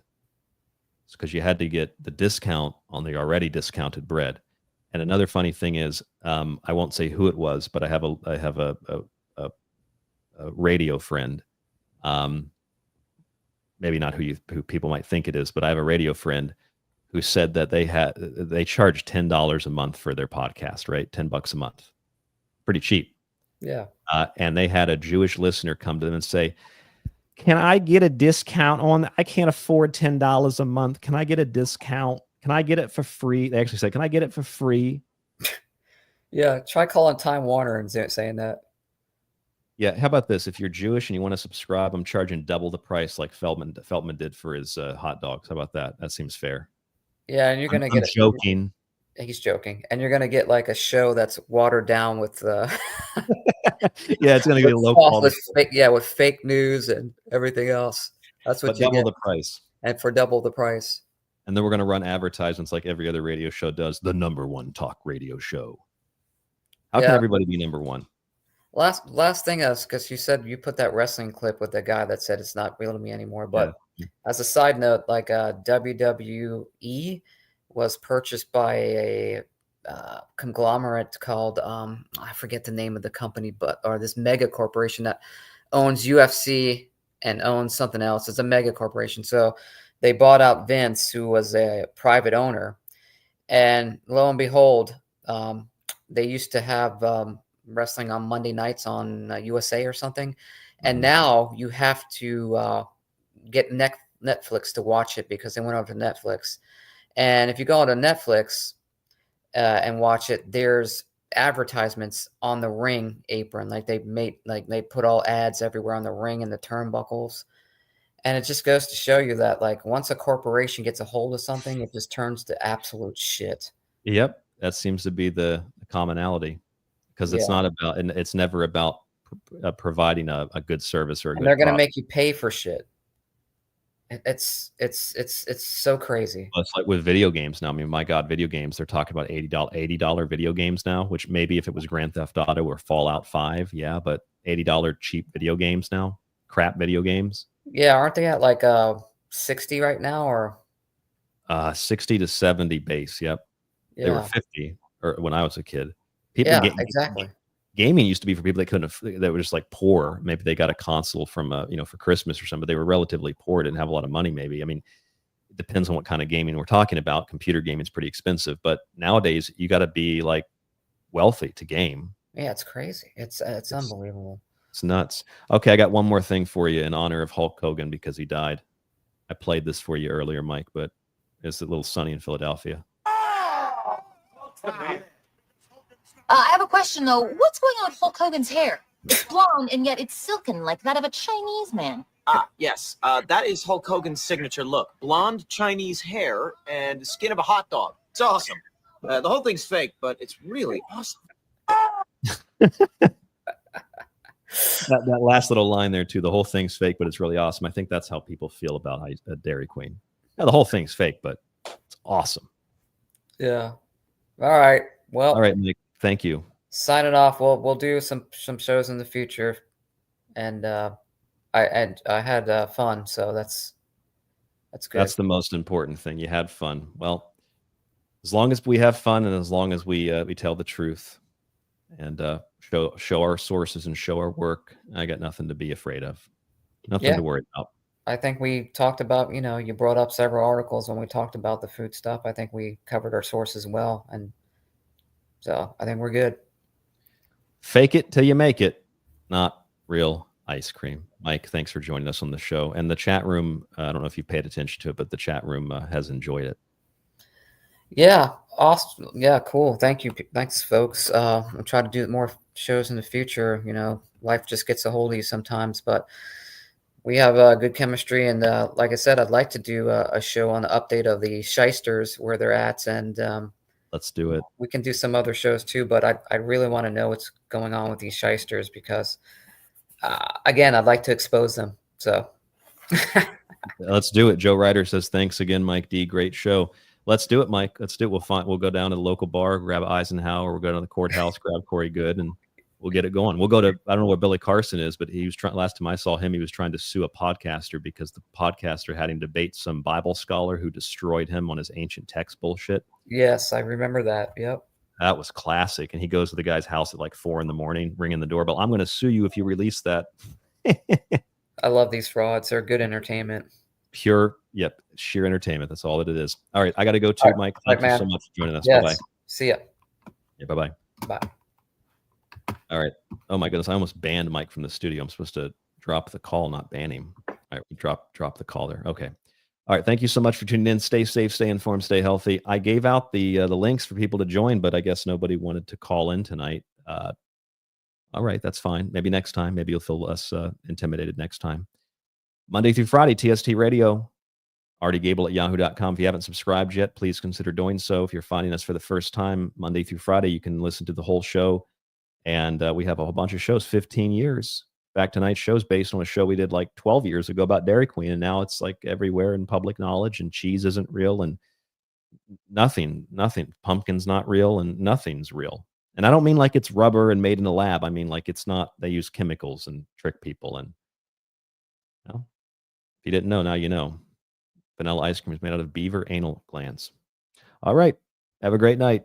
Thank you for joining us. Stay safe, stay informed, stay healthy. I'll talk to you in the next broadcast. The links are all below on YouTube or in the audio version of however you're listening. All the links for the show, everything is all below. Talk to you in the next broadcast. Have a great weekend.